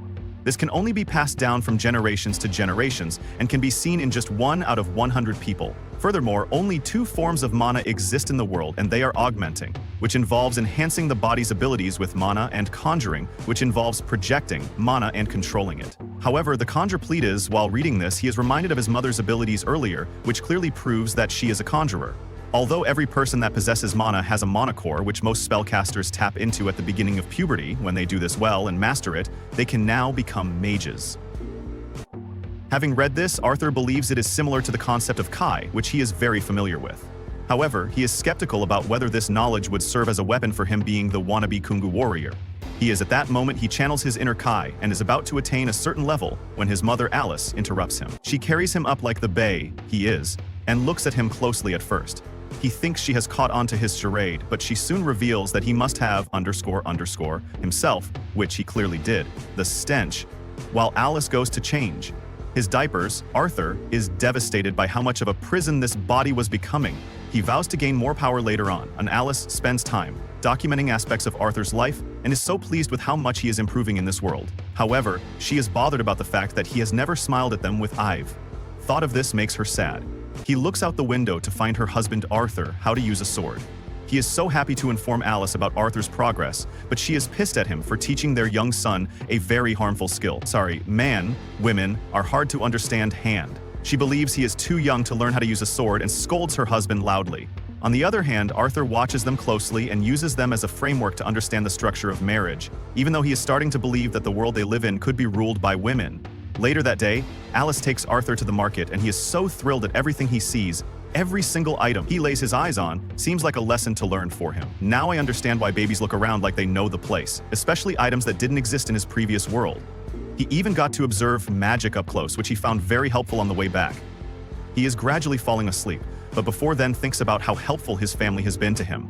They finally get home and Alice takes him to his room on the way. She talks about how happy she is whenever he slips out of bed to read, and how curious he is whenever they are at the market. She believes he had gotten these qualities from his father Ray just like him. She comes to the conclusion that he could end up running off to see the world, but hopes that he would get to live a more peaceful life that evening. Arthur watches his father do some magic and is thrilled at the thought of having someone he could learn from closely. He watches his father raise a few rocks from the ground and changes his mind before he could get incredibly disappointed. Alice comes around. She assures him that Rai is just getting started and urges him to watch even more closely. At that moment, Rai amplifies his magic and ends up pulling off some advanced skills watching him. Do this, Arthur immediately figures that his father is an augmenter. He gets pumped to do a trick of his own, but his daydream is cut short when his mom informs him that it is now his bedtime, while she carries him to his room. He comes across a book on the shelf and continues to point at him, crying out loudly for her to let him read it. After a brief moment of unleashing his cute face, she is forced to let him read it for a while. Can anyone tell me how this worked?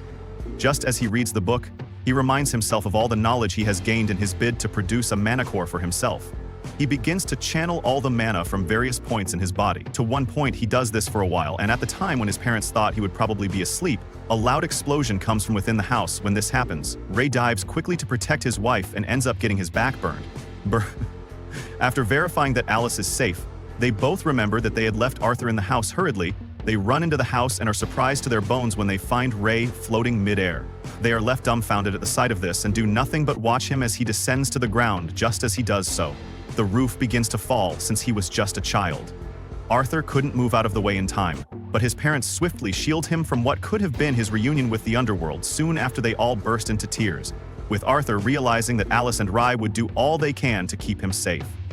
A sense of assurance he never got in his past life. And with that, today's episode of this amazing anime comes to an end. Stay tuned for the next episode, and don't forget to subscribe to the channel and hit the notification bell so you never miss an update. Detective Ishikahida and her AI partner Harold Lovecraft uncover complex crimes using the Your Forma technology, which records every user's experience. The novel explores themes of artificial intelligence, ethics, and the relationships between humans and machines. The story begins with, technology has become so advanced that everyone has AI implants in their heads that help with everyday life. But unfortunately, that also means it can be monetized. So, Isuka has to deal with dozens of ads the second she steps into a mall after paying for her premium vision subscription. The ads disappear, so Isuka can go on with her day.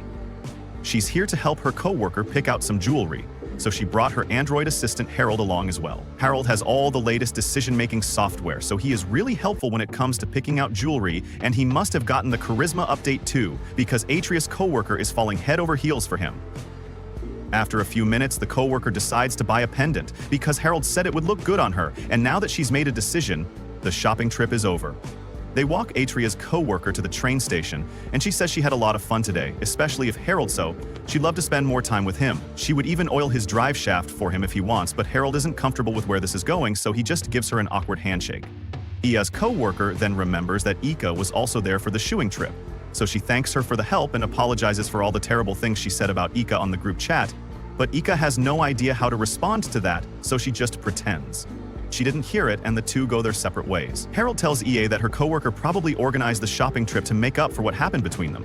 So while it may have been a little awkward, she seems like she'd be a genuinely good friend. That aside, he asks EA why she didn't pick out a pendant for herself while they were at the jewelry store.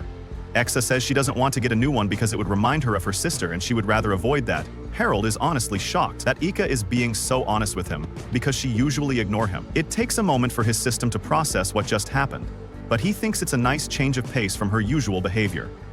Just then, the two of them are approached by a detective, and he says he is here to ask Harold a few questions. Harold is brought to an interrogation room where he is informed that he is suspected of assault and battery, but he knows he did no such thing. So he answers the detective's questions honestly and says he didn't do it. Unfortunately, Detective Brown is hell-bent on getting a confession out of Harold, so he leaves the room to talk to his partner. Ia is here as well because she wants to witness Harold's interrogation, and she doesn't understand why they are keeping him here like this when they have no evidence. They've already checked Harold's memory files and there are no records of him assaulting anyone, so they have no right to keep interrogating him. But Brown says his memory files could have been altered, so it's still possible that he committed the crime. The victims also clearly reported that they were attacked by an android, but AA says that doesn't mean Harold is the perpetrator. Besides, there are programs installed in Harold's system that strictly forbid him from causing harm to a human, but Detective Brown brings up an old case of an android named Steven that lost control and attacked a human earlier this year.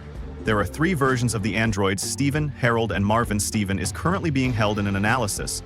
Pod and Marvin is just missing, so he is most likely damaged. That means the only android unaccounted for is Harold. So Detective Brown is sure that the culprit must have been him. Plus, the fact that Steven attacked a human means Harold should be capable of doing the same, since they are made from the same core program. Ia reminds Detective Brown that Harold works with her in the cybercrime investigation department, but he says that doesn't matter, because he has already been given permission to investigate Harold for as long as necessary. Exa asks to do a brain dive into the victim's head so she can prove Harold's innocence, but Harold is her partner, so Brown says it would be a conflict of interest. If he let her do it, there's nothing more extra dude, so she's forced to leave the interrogation room without Harold. She meets up with her coworker, and Dara already heard about what happened with Harold's, so she's really worried. Ia tells her she couldn't convince the detective to let Harold go, but she is sure that the allegations are false, because Harold would never do something like that. Still, Daria is worried that Harold might get shut down because of this, but Ia swears that she won't let that happen later. That night, Ia heads back to the investigation room and Harold seems to be doing fine, but his situation hasn't gotten much better. He tells her that Brown is going to be transferring him to prison once he gets back, and he still refuses to believe that Harold is innocent. Aya tells him that Daria was really worried about him, so she's staying in a hotel nearby. Until this whole thing is sorted out, Aya says she can ask the cybercrime department chief to help him out a little, but Harold tells her she doesn't need to worry about him.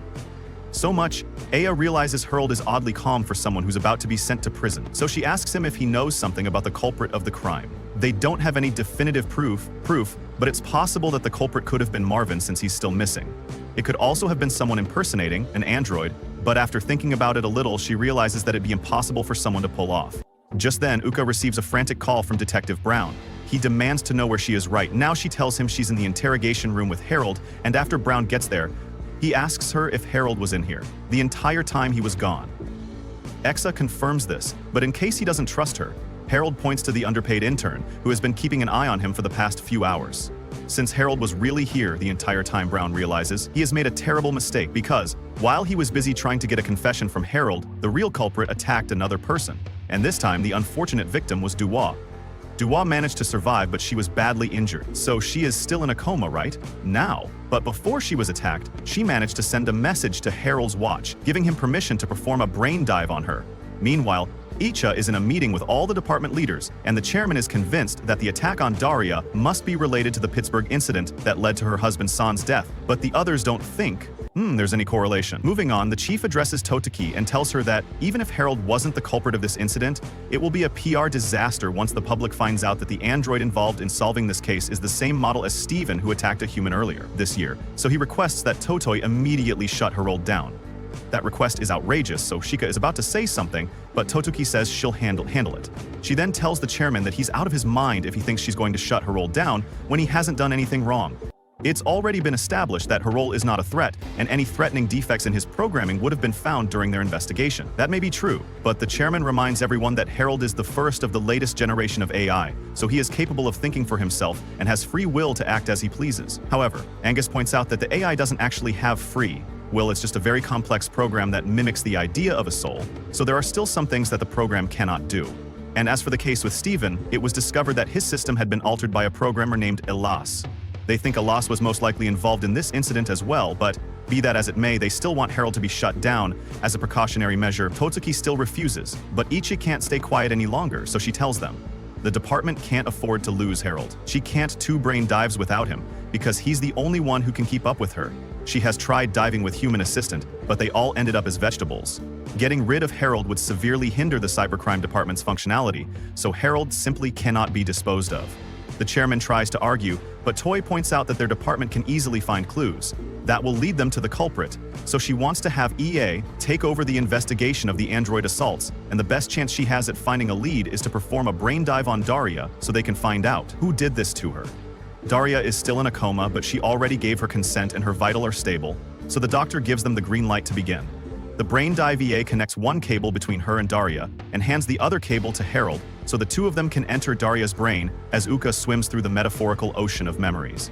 She spots Daria and she seems like she is in a lot of pain, so she needs to hurry and find the memories of the incident. Eventually, she locates the relevant memories, and as Daria was walking down an alleyway, she was confronted by a man in a hood. The man then stabs her in the stomach for no reason and then runs away before Daria passed out. She got a good look in her attacker's face, and it looked exactly like Harold, but she could tell that it wasn't actually him. So at her last few moments of consciousness, she left a message for the real Harold and asked him to do a brain dive on her. They gotten all the information they need, so Harold pulls Exa out of the dive for Dara's safety. He asked the doctor for a status update on Dee's condition, and her heart rate spiked a little from the strain of the brain dive. But aside from that, she should be perfectly fine based on what they saw from Dua's memories. Chao is certain that the culprit was an android, and it stands to reason that the android in question would be Marvin, but Harold doesn't think that's the case. Marvin has a mole on his left cheek, but the attacker didn't have one, so it couldn't have been him. But then again, it's possible that Marvin could have covered up his mole before the attack. There's not much for them to go off right now, but they did find one major clue. Because the knife the attacker used to stab Dura had a logo on the handle, and that logo will surely lead them to the identity of the attacker. The next day, Harold and EA are out looking for clues together when Harold receives word that Nikolai has just arrived in the city. EA asks him who Nikolai is, so he explains that Nikolai is Dua's brother-in-law, and after he heard about the incident, he decided to come take care of her at the hospital until she wakes up. On an unrelated note, Harold wants to thank Exa because he heard that she stood up for him at the meeting when the chairman suggested shutting him down. Exa says she wasn't the only one who stuck up for him since Totoki was also against the idea, but the fact that Icha was on his side makes Harold really happy.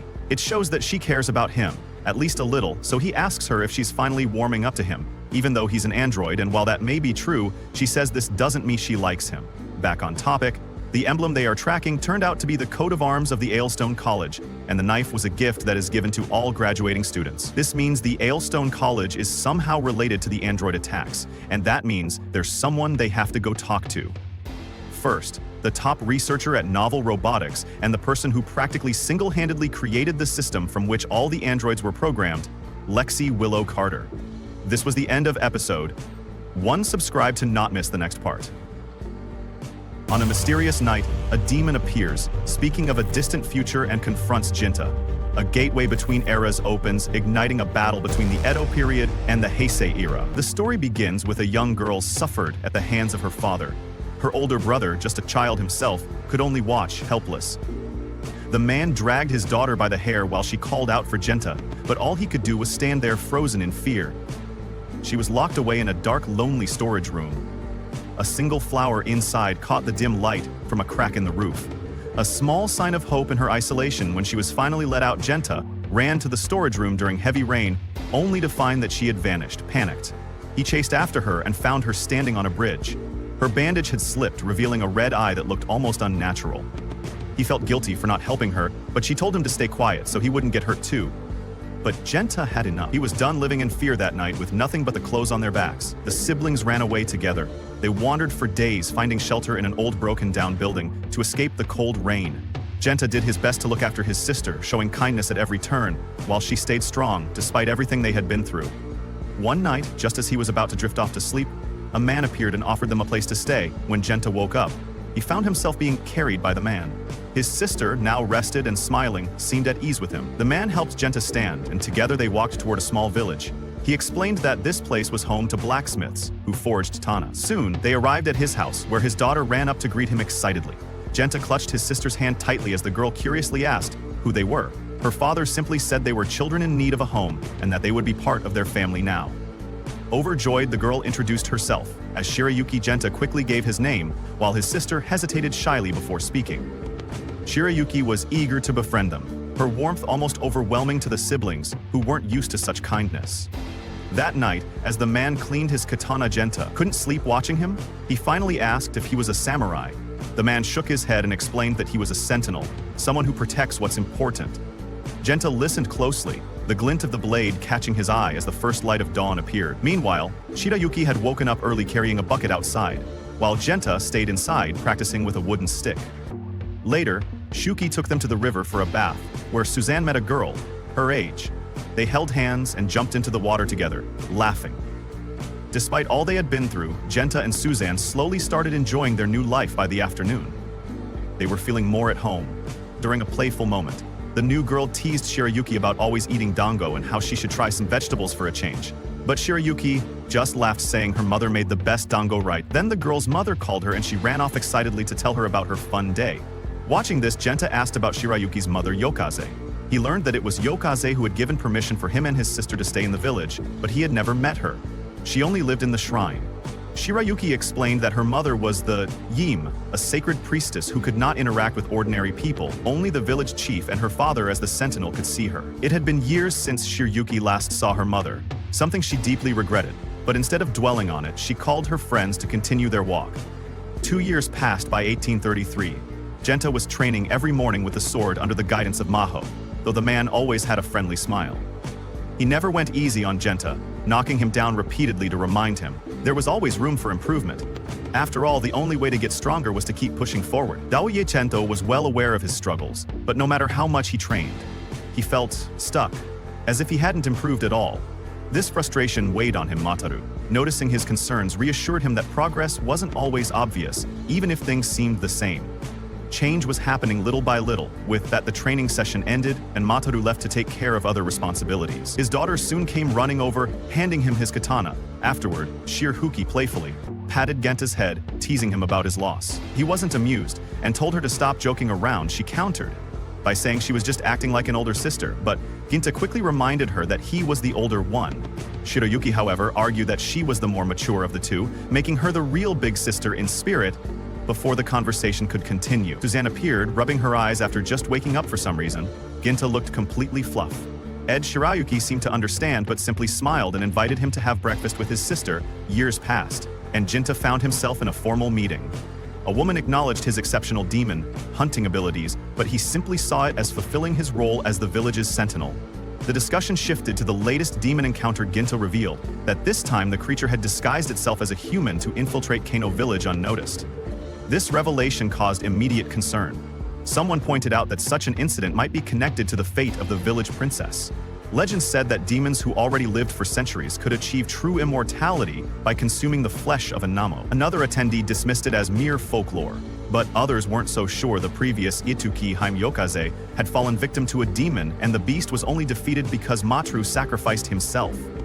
The mysterious woman present speculated that the demons were now targeting Yara, the sacred sword passed down through generations of Itsum.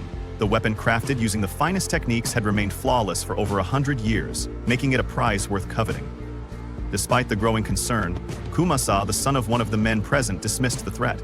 He believed there was no reason to worry. Since the Itsuki Haim had 2 sentinels protecting her, he took the opportunity to jab at Ginta, calling him a braggart who thought was some kind of legendary warrior just because he carried a sword.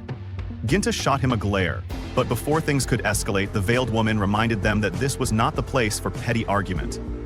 Kyasa himself was also a sentinel, and such behavior was beneath them. With that, the meeting was adjourned, and everyone left, except for Ginta and the mysterious woman. Once the others were gone, she removed her veil, revealing her face without hesitation. She admitted how much she disliked the formalities she had to follow whenever they met Ginta. Now more relaxed, addressed her by her real name, Shuki. She smiled and told him she would try not to rely on him so much anymore. Ginta was confused by her words.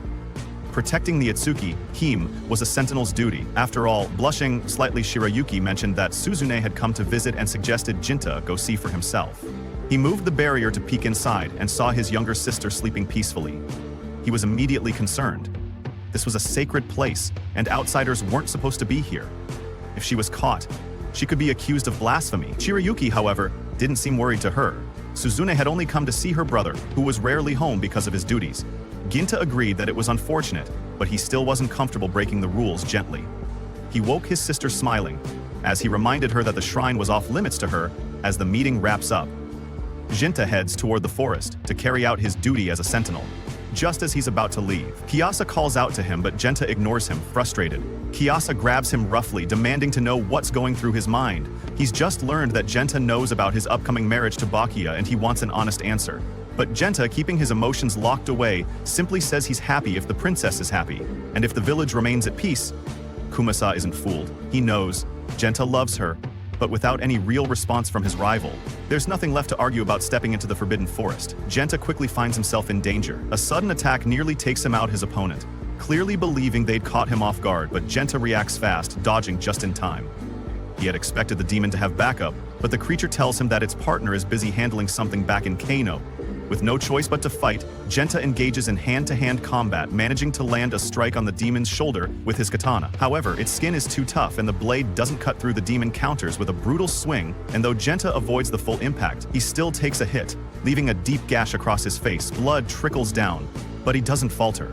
Instead, he uses the opening to throw a powerful kick, creating just enough distance to launch another attack. This time his blade strikes true, slicing clean through the demon's arm. The creature roars in pain but remains standing unfazed, with only one arm left. It attempts another attack, but Ginta barely manages to evade. The ground is now stained red from the demon's severed limb, yet it simply picks up its lost arm, grinning rather than panicking. The beast seems amused, enjoying the fight as much as it had hoped. The demon takes a moment to reflect, commenting on the difference between humans and demons. While demons can live for centuries, humans only get a short time, but they pass down their skills and dreams, defying time itself. It's something the demon finds intriguing, then turning its attention back to Ginta.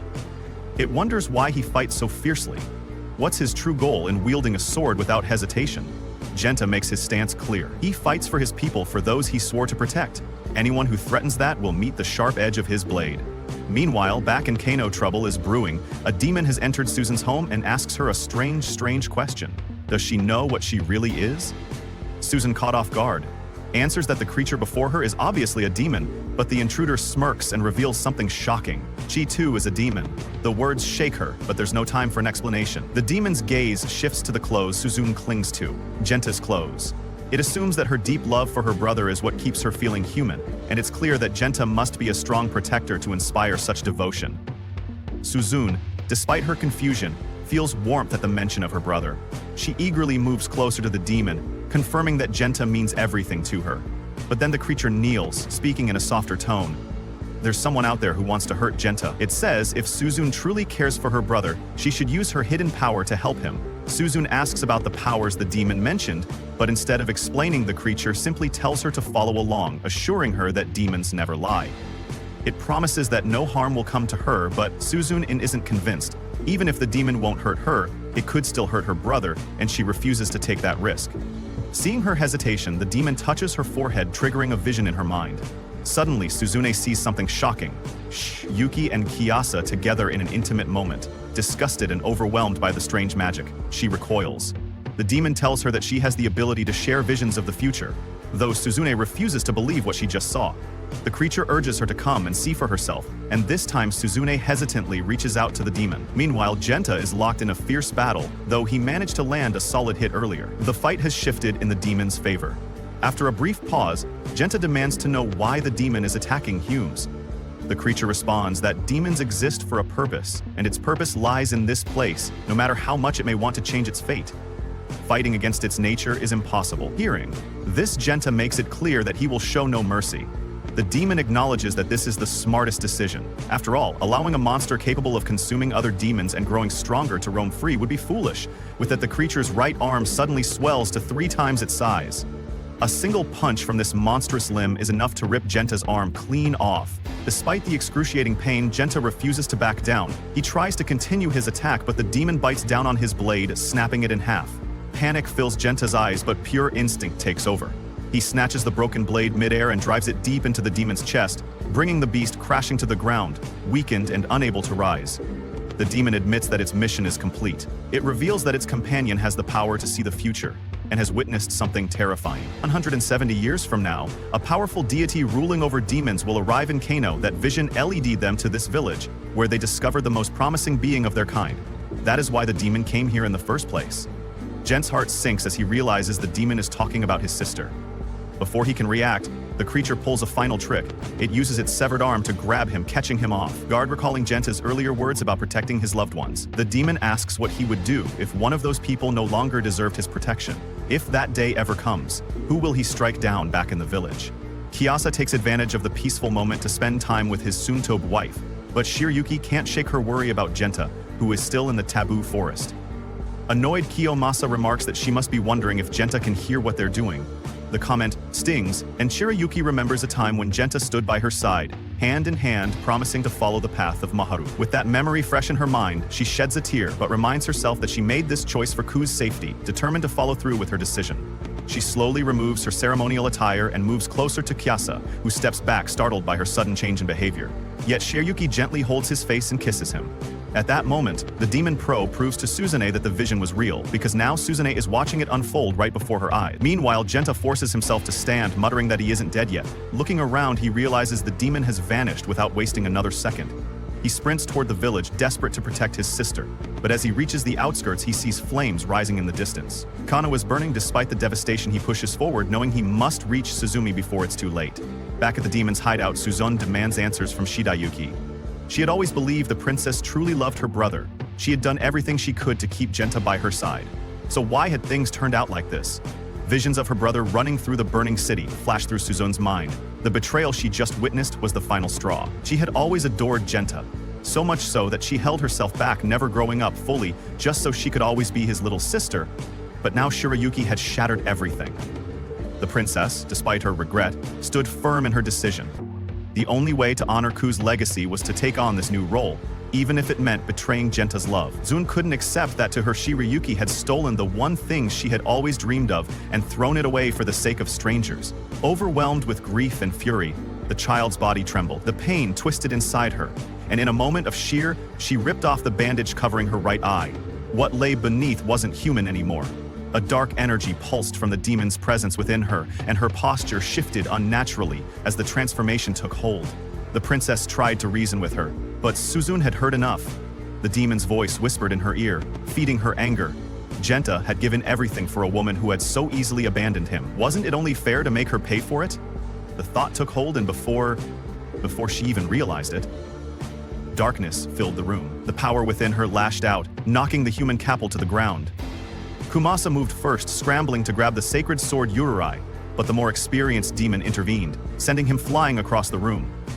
The blade tumbled from his grasp, landing right at Susan's feet.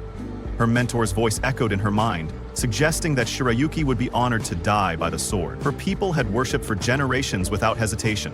The demon carried Kiyomasa away, leaving Suzan and the princess alone. A wicked grin spread across Suze's face as she picked up the blade. This was going to be fun. Genta finally arrived, breathless and desperate.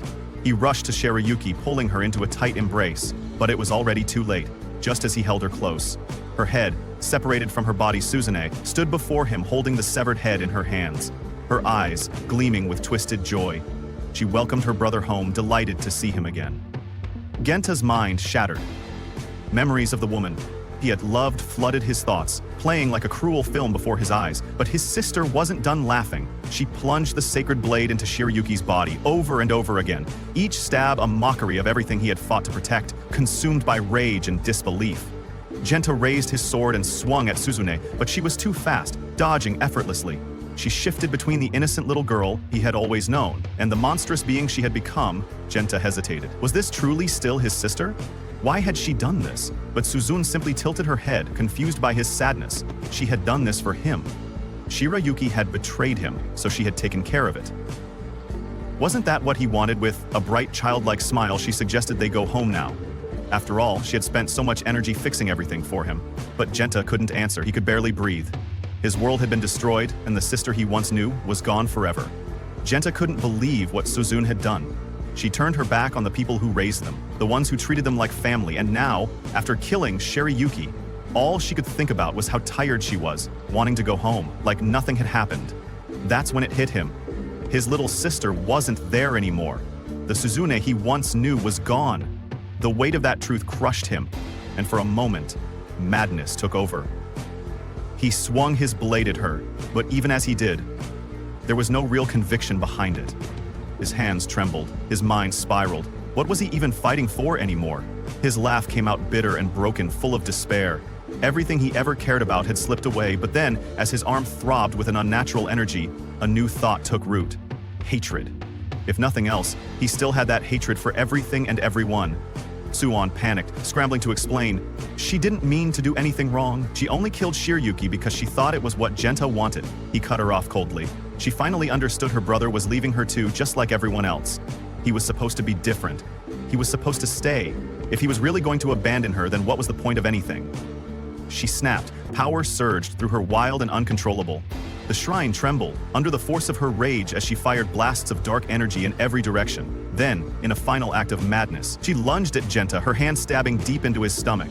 But when she tried to pull away, she couldn't. Genta had done it on purpose, locking his muscles to trap her in place. His grip tightened and he raised his arm. A memory flickered Susan back when she was just a little girl, pressing her forehead against his, trusting him completely. But this time, there was no kindness. His fist came down with all the strength he had, smashing into her without mercy. Then another blow, even stronger than the first. But before he could finish it, the demon that had corrupted Susan stepped in, taking the full impact to protect her.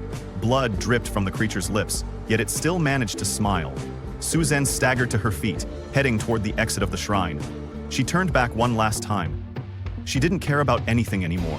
If the world had taken everything from her, then she'd return the favor. She would tear everything down, people, kingdoms, the entire world, and one day she would come back that she promised. Then she was gone. The demon, even in its dying moments, laughed. Its mission was complete when Genta, still seething, demanded to know why. It answered without hesitation. It had seen the future. The world would change. The light of men would push away the darkness and demons would fade into mere legends. But now, thanks to Susan, their existence would never be forgotten. With its final words, the demon crumbled into dust and, as if mourning the tragedy, the sky opened up and rain began to fall. Over Kano village, Ginta stood there, holding Shirayuki's lifeless body, the weight of failure pressing down on him all those years. All those promises that had all led to this. His duty as a sentinel had ended and he had failed as the rain poured, drowning out all other sounds. He let out a cry of pure anguish by dawn. Kano was nothing but ruins. He sat outside tying his sandals, his mind fogged with memories of happier days, his family laughing together in the yard, but that was long gone. The village chief was waiting for him. Genta didn't hesitate. He told the man he was leaving. He had no home here anymore. There was only one path left to prepare for the battle ahead. One day the demon god would return, and when that time came, he would be ready. The chief hesitated, then asked a simple question. Was he really going to let his anger drive him to kill his own sister? Or was there still something else left in his heart? Genta admitted that Suzanne was his little sister, someone he had always cared for, but he had also loved Chiryuki, and losing her like that, helpless. Unable to do anything was unbearable. A dark voice whispered inside him, pushing him toward revenge. He wanted to silence it, to stop himself from falling completely into hatred. If there was even the slightest chance of ending this without more bloodshed, he wanted to take it. The village chief, watching him closely, had expected him to fully embrace the path of a demon. But seeing that Genta still held onto some part of his old self, gave the old man a bit of hope. Without another word, the chief handed him the Yui, the sacred sword he asked Genta to draw at the moment he did. The chief announced that from now on, Genta would no longer be just a warrior. He was the new bearer of the legendary blade with that cane. A change not just in status, but in name from this day forward. He would be known as Guinea.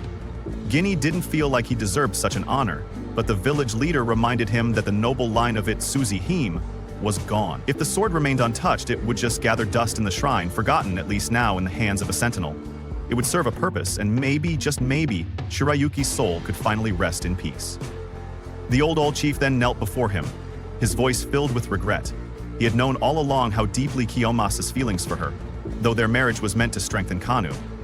The truth was, it had been arranged for the happiness of the chief's son, Gin. Despite everything, didn't hold a grudge. Instead, he reassured the chief, easing the weight of guilt the man had carried for so long before parting ways. The chief made one final request. If Guinea ever returned to Kano, he should build a shrine in his honor, a place to remember the warrior. He had become a reminder that, even though people in villages may not last as long as demons, their actions could outlive them. This shrine would be called the Genta Shrine, just as he was preparing to leave. Cheetos appeared to her. Genta hadn't changed. He was still the person she had always known, with a small smile. He promised to come back one day and told her to save some isoka for him when that time came, as he stepped into the unknown. The sun burned against his skin, forcing him to shield his eyes for the first time. He understood why demons clung so fiercely to their purpose, but he kept that realization to himself. Time passed 170 years in eternity for some, a fleeting moment for others. He finally arrived at another shrine where Amo stood deep in thought to her. The past had always felt distant, something that had no real connection to her life. But the sorrow in this man's eyes told a different story, and soon she would come to understand the long and painful journey he had endured for all those years. That's the end of the first episode. Subscribe to our channel for upcoming episodes. We moved to the year 1850 in the city of Swaya, where there was a man named Zenji, who was the deputy leader of the village. Later, Zenji went to the chief and Ginta. During their first meeting, Zenji asked the chief if this was the man. The chief replied, "Of course it is," and told him to continue with him and inform him of everything. Then the chief left them. Zenji asked Ginta if the chief told him everything, and Ginta said that the chief informed him he had a daughter and that a devil wanted to kidnap her.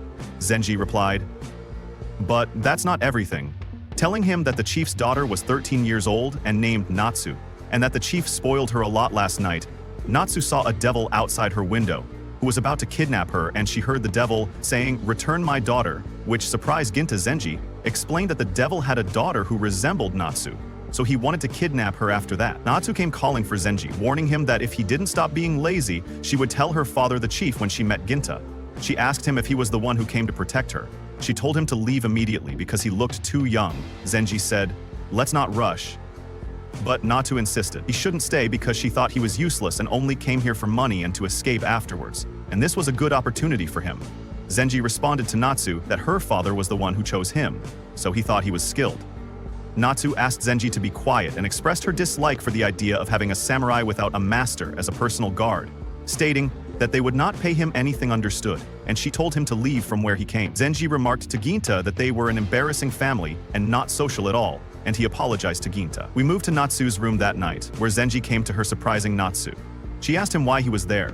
Zenji replied that since she had dismissed the new guard, he had to come to protect her in his place to ensure she wouldn't come to any harm.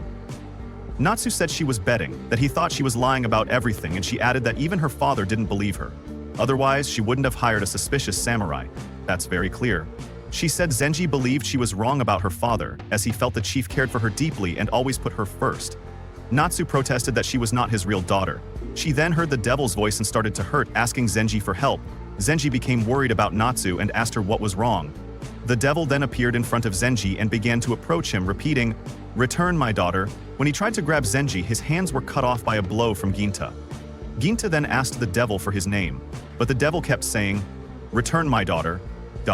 Ginta. Ginta landed another blow that completely finished. The devil then asked Natsu what money he deserved for his expertise. Ginta asked Ginta if the devil was dead. Ginta replied that when a devil dies, white smoke appears, and that was the way he saw a devil die, warning them that it would come back again. Morning arrived, and Ginta and Zenji went to Zenji's house, where Zenji thanked Ginta for saving him.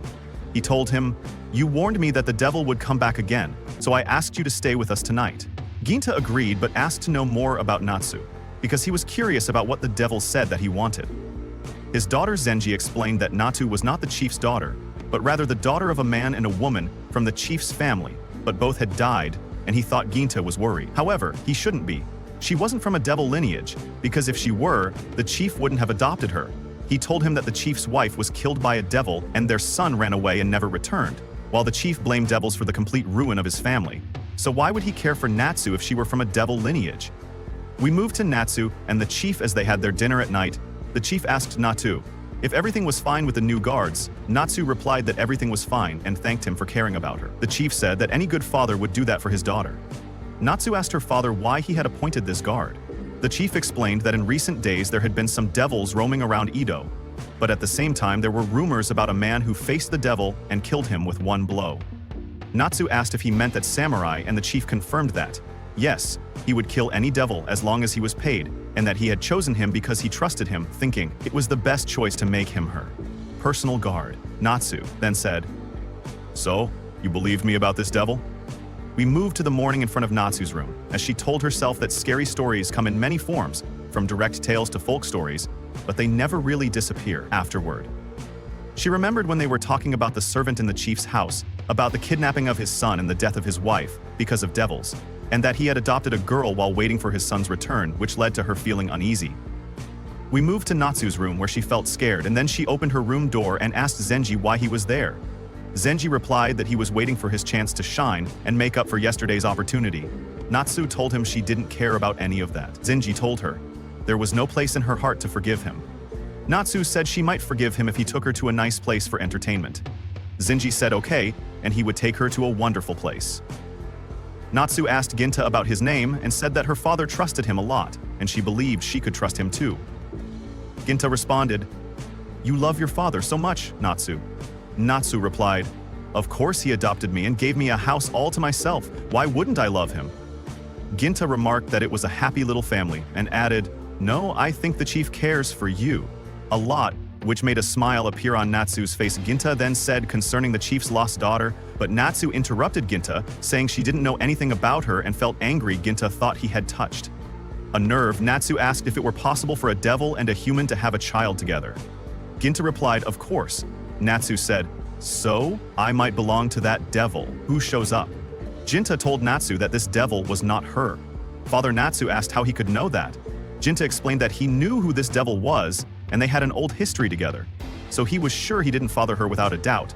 Natsu asked Ginta if that was really true. He assured her that he wasn't lying, and then asked Zenji if he knew how devils are born. Zenji said it was very clear that they come from their parents like everyone else, or was his information wrong?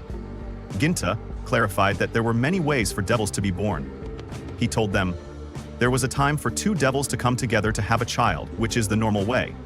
Another way is after a devil violates humans for pleasure, and, as a result, some devils are born from nothing. He explained that through pure emotions, especially dark emotions like bitterness, anger, jealousy, sadness, and obsession, those feelings seep deeply into people, coagulating until they take a solid form.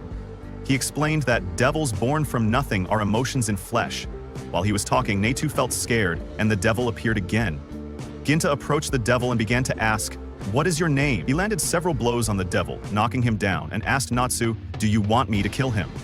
He told her that her emotions were what allowed him to appear to her, and he was there, in response to your desires, to create chaos which, in turn, made your father focus his attention on you. He reminded her that she had wanted to be treated like a real daughter, and suddenly she was under attack from this devil, by saying the words no one wanted to hear, because that was exactly what she wished for. Wasn't it Nacho begged him to stop feeling pain and told herself? That was why this ugly devil seemed really strange. Ginta warned that this devil would come back shortly after he killed him and that he wouldn't disappear forever until she mastered her emotions. Nacho asked Ginta, "But how can I do that?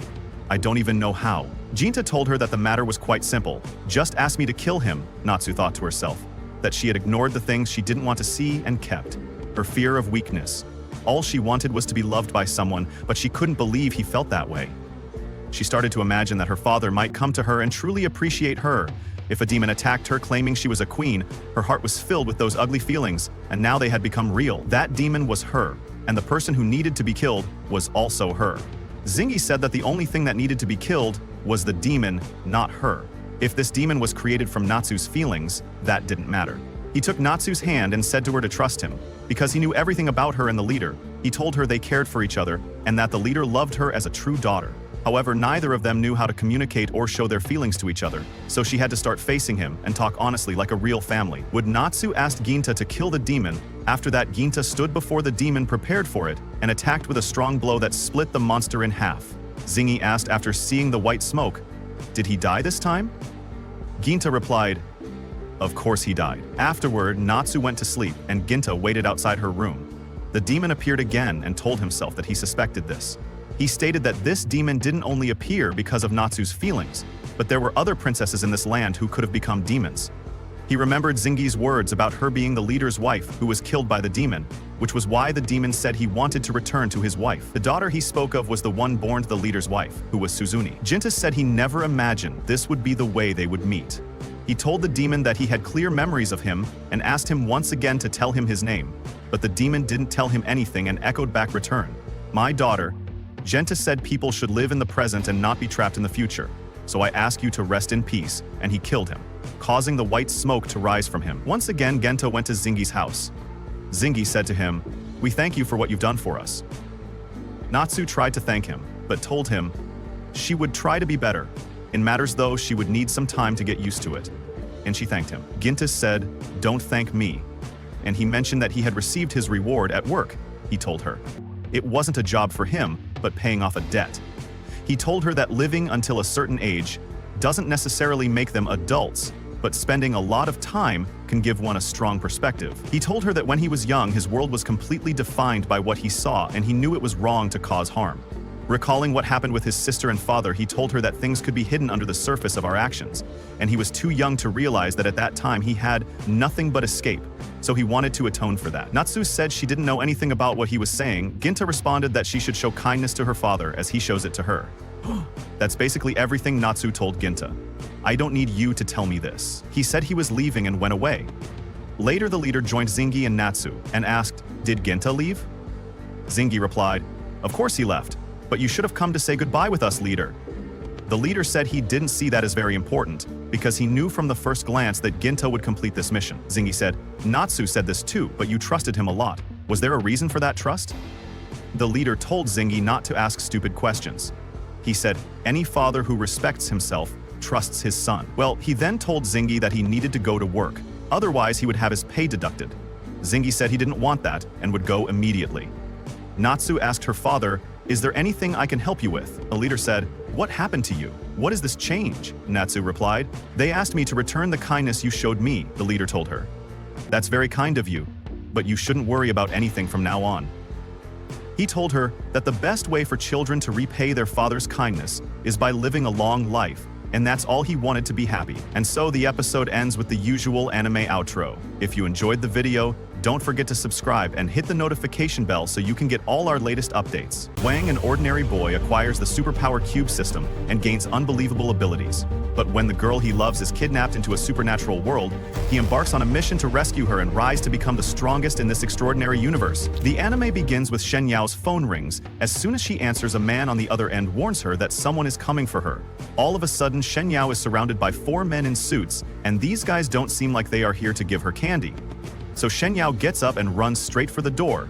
but there's an agent blocking her path, so she is forced to run down the corridor. Instead, she eventually finds a closet, so she opens the door and locks herself inside to escape the agents. But now, she's got nowhere to go. The agents start trying to break down the door, and Xianyao is terrified, but just when things look hopeless, the man who called to warn her tells her to turn around behind her. There is a blob of yellow energy floating, and from it, a hand reaches out to grab her, so Xianyao closes her eyes and waits for the inevitable. By the time the agents have broken the door down, Xianyao is long gone. She was taken by Wang, and he's the guide who called to warn her about the agents, so he is currently trying to get her as far away from them as possible. So he is hitting every Parker move in the book. However, the agents have a secret weapon to counter Wang's Parker, a gun. Wang gets shot out of the air, and he's mostly unharmed, but he won't be able to get away from the agents like this. So he puts Shen, Yellow down and sets up a barrier to protect her. While he prepares for a fight, he jumps off the ledge, and as soon as he lands, is one of the agents with a punch that definitely made him start smelling sound. Another agent runs up to attack him, so Wang punches him away, while also fending off two other agents. Eventually, one of them manages to tackle Wang, and now that he's got him, he drives Wang into the air. After a brief scuffle mid-air, the man manages to slam Wang into a building with the help of his three allies. But when the dust settles, all three allies have been knocked out. Wang, on the other hand, is perfectly fine, but I'm sure at least 10 innocent people just died in that building. Wang still has an agent confronting him, so he floats back out of the building and takes off his coat, because things are about to get serious. The agent is tired of wasting time, so he decides to go all out and picks up a second building to use as a projectile. The people in that building probably wish they called in sick for work today, as the agent throws the building at Wang, but without even breaking a sweat, Wang catches.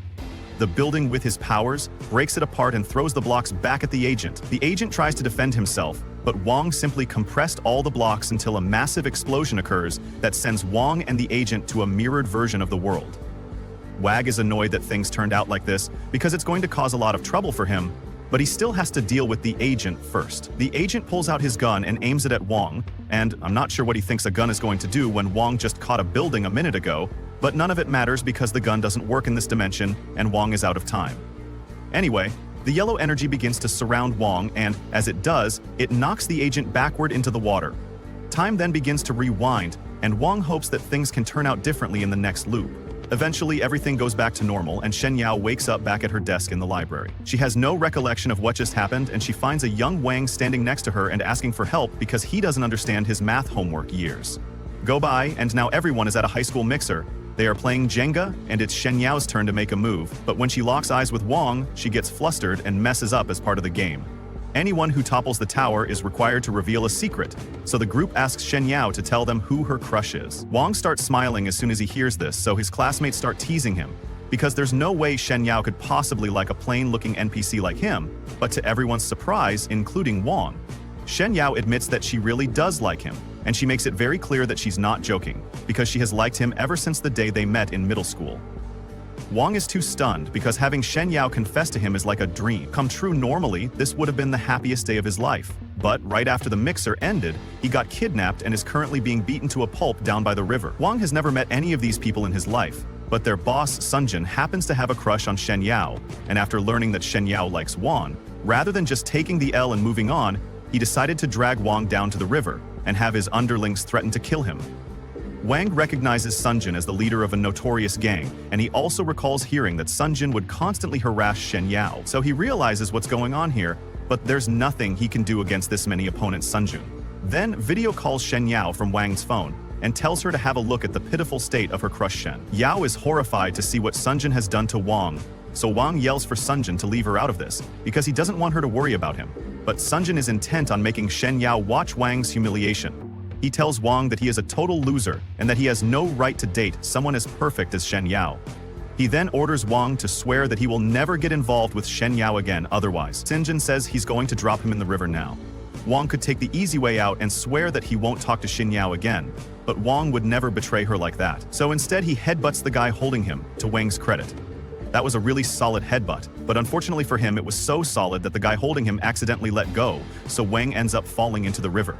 Sunjin starts panicking because he never actually planned to kill Wang, he just wanted to scare him a little so he wouldn't steal Xianyao from him. He frantically calls out for Wang to see if he's alright, but no one answers, so Wang is probably dead. That means Sunjin has just committed murder and he let Xianyao witness the entire thing. Meanwhile, inside the water, Wang is currently drowning, but he doesn't bother trying to save himself because if he can't protect the one that he loves, then there's no point in being alive, as his life flashes before his eyes. Wang has a vision of his childhood. He had just run away from a fight, and by middle school standards, that instantly destroyed all the popularity he used to have, and to really rub it in, he overhears two girls talking about how much of a crybaby they think he is.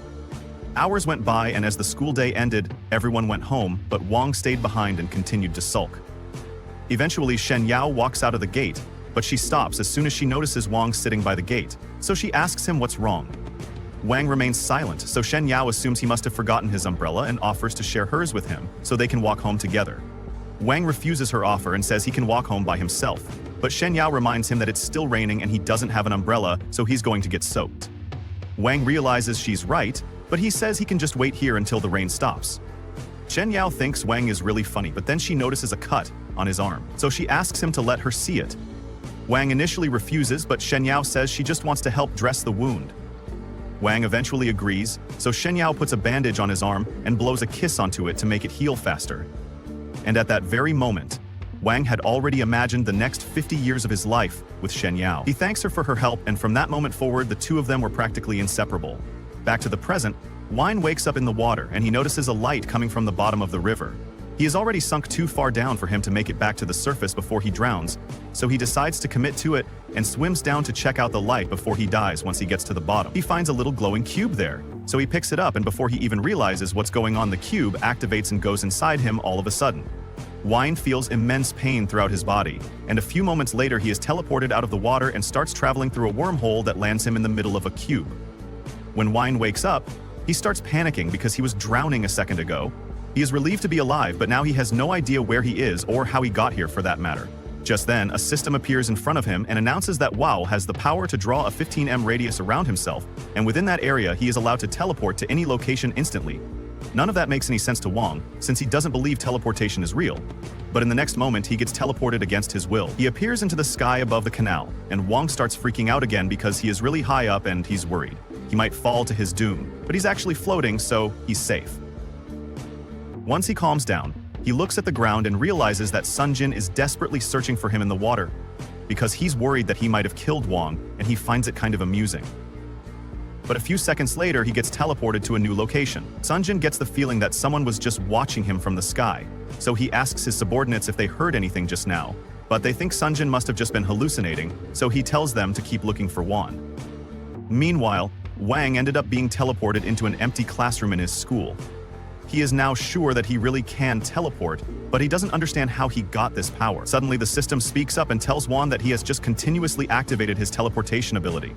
Wang starts freaking out and worries that he might be going crazy since he is hearing voices in his head, but the system corrects him because it is actually in Wang's body, not his head. That's still not very comforting, so Wang tells it to get out of his body, but the system ignores him and warns that someone is approaching.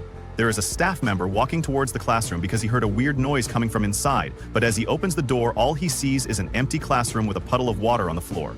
Wang ended up making it back to his house, so he decided to take a shower to relax.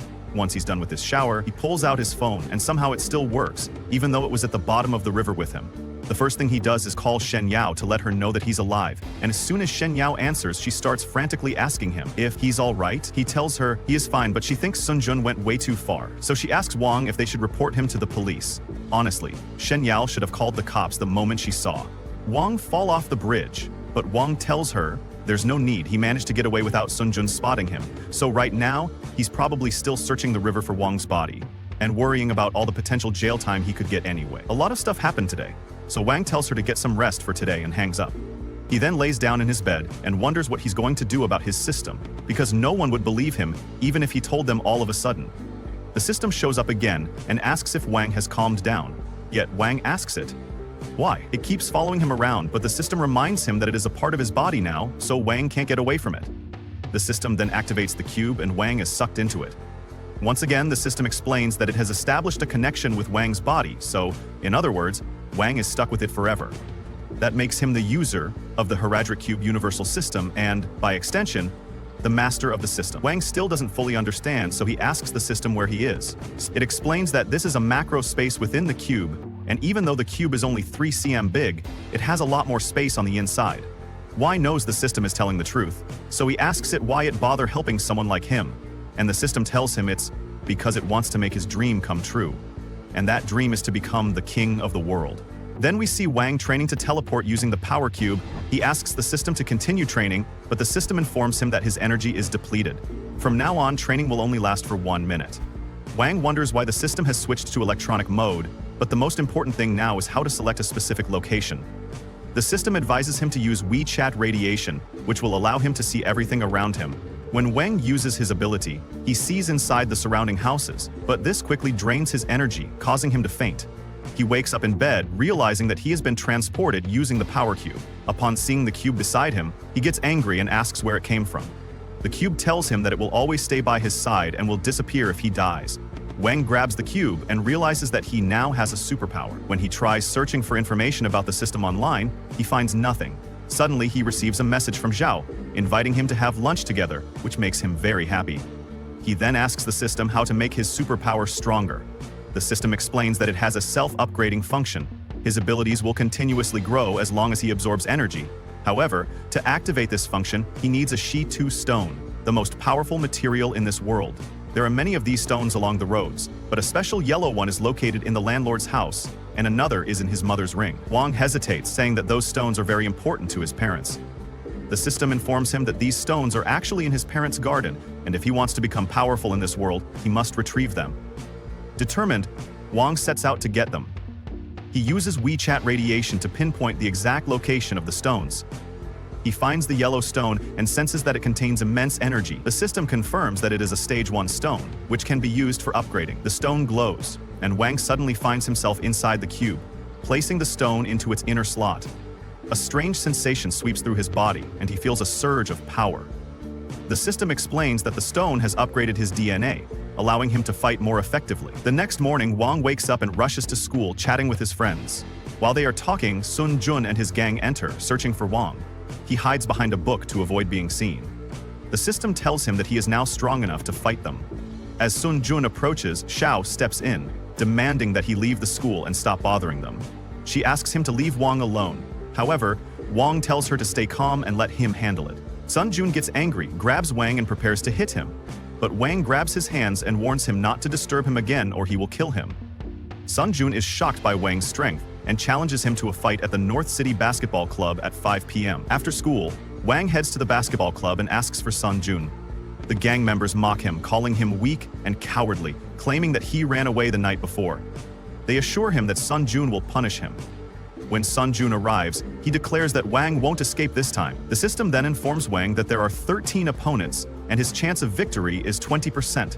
Sun Jun and his gang stand before Wang, who is alone. A fighter named Qiang steps forward to start the battle. Qiang attacks, but Wang skillfully dodges all his strikes, exhausting him. Taking advantage of the moment, Wang lands a powerful blow, knocking Qiang to the ground. Everyone is shocked by Wang's strength. The rest of the gang prepares to fight Wang together. They attack him one by one, and Wang does his best to counter them. He delivers a powerful kick to one gang member, sending him flying. He continues to fight, taking down multiple opponents. However, one of them manages to grab Wang, while another strikes him, knocking him to the ground. Wang gets up and fights back fiercely, grabbing one opponent by the legs, swinging him around and throwing him at Sun Jun, making them both fall to the ground. Sun Jun realizes that Wang's strength has surpassed that of normal humans. After defeating the entire gang, Wang walks towards Sun Jun. However, the system warns him that his physical energy has dropped significantly and he cannot continue fighting. Wang ignores the warning, determined to use this opportunity to prove that these lowly thugs are nothing. At that moment, a man named Hu Huan arrives with his gang. Mocking them, he says, "I thought the fighting power in North City was strong, but it turns out no one can defeat Sun Jun. I came here to laugh at him. He's weak like a girl and doesn't deserve to be called the leader of North City.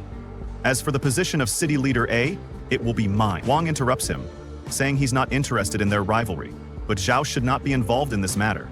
Hu Huan scoffs, "Who are you? How dare you interrupt me, you fool?" He then orders his gang to attack Wang. Since Wang's physical energy is too low for combat, he runs away. Then, using his invisibility power, he vanishes in front of them. Suddenly, the electricity goes out, and Wang appears behind Hu Huan, grabbing him by the neck and slamming him to the ground. He then fights the rest of the gang, defeating them all. Sun Jun is stunned by Wang's strength. At that moment, the club manager knocks on the door, demanding they open it immediately or he will call the police. They can't take over the gym. Meanwhile, Xiao stands beside the manager, pleading with him to save Wang, as the gang has him surrounded inside. As Sun Jun tries to escape, Wang stands in his way, telling him he'll let him live under one condition. Sun Jun must publicly claim that he was the one who defeated Hu Huan's gang, and admit his mistake in front of everyone. When the club manager enters the gym, he finds Sun Jun holding Wang by the neck, making it look like Sun Jun was the victor. As a result, Sun Jun confesses his mistake, and Wang is seen as innocent. With this, Wang successfully protects Chao. Determined to become even stronger to protect his loved ones, Wang decides to synchronize with more power stones. He embarks on a journey to search for treasures. While the city has many valuable stones, most of them already have owners and he can't steal them. Instead, he decides to go into the wilderness to find an unclaimed stone. He spends all his money buying adventure gear and heads into the forest to start digging. After hours of searching with no results, he grows frustrated. The system then contacts him, informing him that it has detected strong energy underground in a hidden cavern. However, Wang fails to teleport into the cavern. The system explains that if a space is completely sealed, teleportation is impossible. There must be at least a 1C gap. Wang begins searching for a small opening and eventually reaches a lake. Using his WeChat radiation, he finds the right spot and teleports in, but immediately slips and falls due to the slippery ground. He turns on his flashlight, searching for an entrance, but finds nothing. The temperature inside is at least 10 degrees lower than outside, and the place is very damp. The system tells him, the stone is right in front of you. Wang then sees a large green stone and searches for a way inside. As he gets closer, a giant snake suddenly appears behind him, preparing to attack. Wang quickly vanishes, reappearing in different spots. The snake loses sight of him. Wang carefully moves forward while the snake unknowingly follows him. The system scans the area and detects 12 pieces of energy-reactive stones. Overjoyed, Wang realizes this will grant him immense power. He successfully collects the first stone, but when he grabs the second, it slips from his hands and falls into a lower area. Using WeChat radiation, he scans for it, only to see the snake near the stone. Panic sets in. The snake lunges at him and both of them fall into the water. Wang grabs a shovel and strikes the snake, using his power to teleport into the power cube. The system then informs him 11 stones have been collected. Stones are classified into basic, intermediate, and advanced levels. Every 3 stones can be fused into a higher level stone. Basic stones only enhance primary abilities. Advanced stones can be embedded into different treasures, possibly unlocking unique properties. Wang declares, I want to collect an advanced level stone. The system warns him that it will take around 100 hours to gather the required stones. Wang must choose 9 stones for fusion. Based on past experience, fusing 2 specific stones will require fighting a white serpent. Determined, Wang fuses the stones, increasing his power significantly. He then returns to face the giant snake. With his newfound strength, Wang launches a series of powerful attacks, ultimately defeating the snake. He then dives into the lake and collects the remaining stones. Meanwhile, Sun Jun and Hu Huan meet, vowing to take revenge on Wang. And so our episode ends here. To watch more episodes, subscribe to the channel and turn on the notification bell to stay updated. We shift to Wang, who was on his way to meet Shin, and they started walking in the park. Shin said to Wang, I think you've changed a lot. A strange power is evident in you. Wang told Shin, I will protect you and won't expose you to any danger. Shin replied, I won't let you face problems alone. Wang said, we will face our future together. After that, they went to have fun and enjoy their day. Later, they sat at a table to have a drink, and Shin said to Wang, let's play a game. She hid a candy in one of her hands and asked Wang to guess which hand it was in. Wang used his powers, which are his senses, to determine the candy's location, and each time he picked the right hand, causing the candy to run out of the bag. Shin was astonished by Wang's accuracy every time and asked, how do you choose the correct hand every time? Wang told her it was an electric sense, but when Shin glared at him in anger because she didn't believe him, he said he was joking and explained that he could see her when she put the candy and that she should hide it behind her back. Shin said to Wang, you discovered all this? And added, I think you're still hiding something. Wang gave Shin the green stone and told her it was for her, which amazed Shin because of its beauty, and she asked where he found it. Wang replied, in the water. The next day, Wang was waiting for Shin, but time passed and she still hadn't come. He tried to call her, but she didn't answer. He then learned of an incident at her home and ran quickly to her house. He saw a lot of press and also the police were there. He heard Shin's mother telling the police what happened, informing them about Shin's kidnapping. Wang then began to ask himself, who did this? He spotted Jun among the crowd and approached him. Wang stopped Jun and asked, why are you feeling tense? He asked again, do you want to tell me something? This made Jun nervous, and Wang used a show of his powers to frighten Jun. He warned him that he was in a bad mood and that he was looking for a fight. Jun felt very scared and said he would tell him everything. We move on to Mr. Luchar, who was punishing Hyung Lutar. Told Hyung he hates lying and exploitation, but these things, when compared to getting rid of Shikobayung if it's just a one-time opportunity, he wanted to try it. Lucar believed that the punishment for lying should be harsh. Hyung tried to beg Lucar for mercy, crying, but Lucar told him to be quiet. If he wanted to live, he got ready to hit the ball with a bat. Then Lucar approached Shin and said to her, "Now you've seen the result of my anger, so when I ask you something you must answer." He asked, "What's your relationship with Shiko?" Shin replied, "I don't know anyone by that name." Lucar then showed her his picture and warned her not to lie until she was rescued. Shin insisted, "Really, I don't know." Lucar grabbed her by the neck and told her if you want to regain your memories, he was about to strike her, but his assistant intervened, asking him to stop. The assistant told Lucar that he thought this girl knew a lot about Shiko and believed Shiko cared about her. Lucar argued that it was all nonsense and that he had bound her to use her as bait for him. The assistant insisted that Shiko cared for the girl and had not shown up yet because she was not just anyone and that she might have important secrets. He suggested that if they could lure Shiko here, they would have a great chance of winning. Lucar replied that he had spent a lot of money to kill Shiko. The assistant pointed out that while those assassins were professionals, none of them knew Shiko's true strength, and reminded him that no one knew the difference between victory and defeat. He argued that if the girl died here, Shiko would be very angry and would explode with grief, so he recommended that they let her go because they couldn't do anything to her, and later threaten her into submission, and she would then tell them everything. Lucar agreed, but instructed them to keep her mouth shut. The assistant covered Shin's mouth and told her that she would stay with them, asking her to talk because he couldn't save her next time. We shift to Wang, who was angry and asked Jun, "Is Shin being kidnapped because of Hong's punishment?" Jun explained, "That's what happened to deal with you." Jun asked Wang if he knew Luchar, to which Wang replied no. Jun explained that Luchar came from a big crime family and told him about a problem called the kneeling battle, which involved Luchar being beaten by the child of a powerful gangster. After that, the gangster came with his son and knelt before Luchar. Even as Luchar drove away in his car, the gangster and his son remained kneeling. Thus they called this battle the Kneeling Battle, and the street was named Kneeling Gate. Wang was surprised and asked Jun about Shiko. He wondered why Luchar thought he could tempt Shiko by kidnapping Shin. Jun reminded him, "Do you remember when Shin had the accident in high school? She was saved by a man. This was Shiko. Many people wanted to get to Shiko, but nobody could, and when he disappeared and resurfaced, he broke Lucar's finger because Lucar was seeking revenge. Then the Yan family abandoned Lucar, which made him angry from that time on. Lucar vowed to get revenge on Shiko and began searching for him everywhere, leaving no clue behind."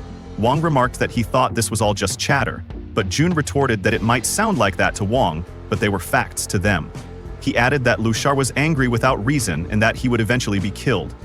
Wang concluded that Luchar must be apprehended and believed the whole thing started with Yang, as he lied to Luchar and told him that Shin had a connection with Shiko. Jun pointed out that Hung was hasty in his thinking and stated that he didn't trust him in this story, so he left him alone.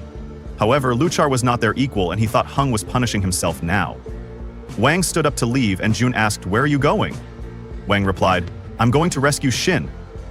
Yun Ong warned him, "I told you this is very dangerous and dealing with Luchar won't be easy." Wang responded, "I'm not easy to deal with either," and asked him to call the police to atone for his mistakes.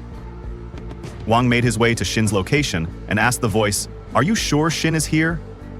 The voice confirmed, "Of course," and told him she was on the upper floor, revealing that he had tracked her down using the stone he had given Shin.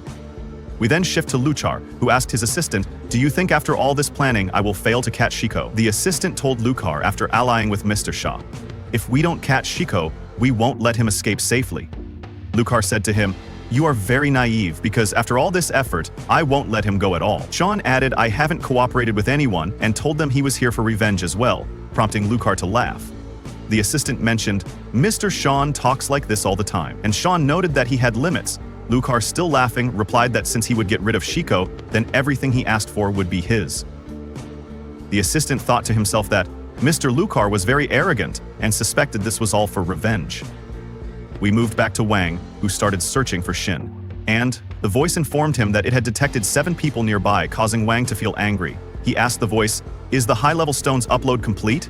The voice replied, "It's only 3 minutes away from finishing." We cut to one of the guards informing Mr. Luchar about a strange person in the area. Luchar ordered the guards over a walkie-talkie, "If you see him, kill him, so he doesn't interrupt our work." Wang climbed up to the building and tried to break the door lock, but one of the guards told him, "Hey kid, you should leave here. You can't open that door because it's sealed with a spiritual force. If it reacts to you, your body will turn into openings of blood." A voice told Wang that the enemy's combat power was 52%, and your power is 50%. Wang told the guard he wanted the key. The guard replied to Wang, "I think you're seeking your own death," and informed him that anyone who tries to enter the building would be killed immediately. Wang grabbed the guard and said, "You have to give me the key so I can save my friend." The guard replied to Wang, "Then feel free to enter." We moved to Lucia, who after entering the room with Shin said, "I'll turn on the TV for you so you won't feel bored," and opened the cameras on the TV. He asked her which floor this boy would reach back to, Wang facing the guard. The guard threw a punch at Wang, but he dodged it and landed a hit on the guard, though it didn't affect him. They exchanged blows back and forth until Wang delivered a strong punch to the guard and quickly moved to deliver another hit, but he failed and was caught by the guard who threw him to the ground. The guard tried to stomp on him, but Wang dodged the attack. Then the guard got closer and started throwing punches at Wang, but he managed to block and dodge them with his speed. Wang told himself he needed to find a weakness in the guard. He dodged the guard's attacks again and unleashed a powerful kick at the guard, causing him to crash into the wall. However, the guard didn't give up and attacked Wang once more. But Wang dodged again and delivered a punch to him with a hidden force, sending the guard crashing to the floor.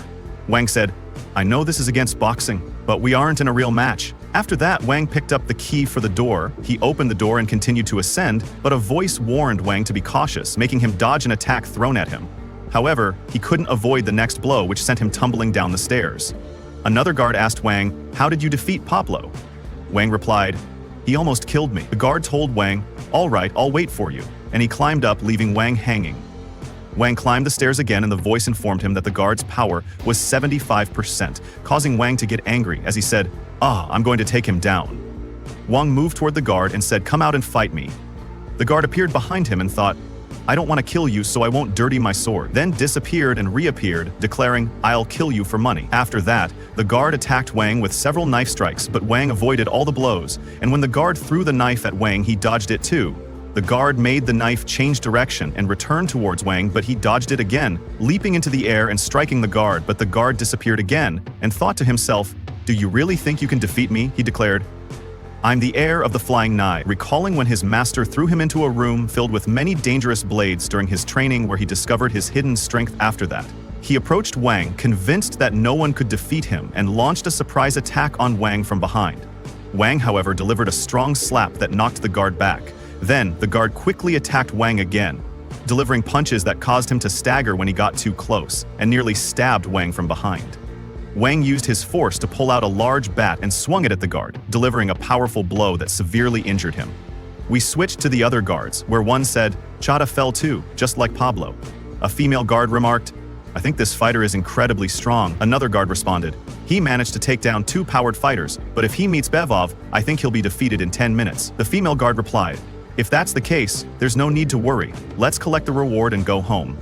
The guard told her, "But if the opposite happens," the female guard stated, "I think that would be fun, wouldn't it?" We returned to Wang facing Bevlev. Wang swung a strong punch at Bevlev, but Bev blocked it and grabbed Wang, delivering a hit that knocked him down. Bevlev said to Wang, "You move after receiving my punches, so I need to strengthen my upcoming hits for you." After that, he gripped Wang and choked him fiercely, declaring, "No one can escape from my choke." Wang revealed a knife in his hand and tried to stab Bevlov, but Bevlov blocked Wang's blade.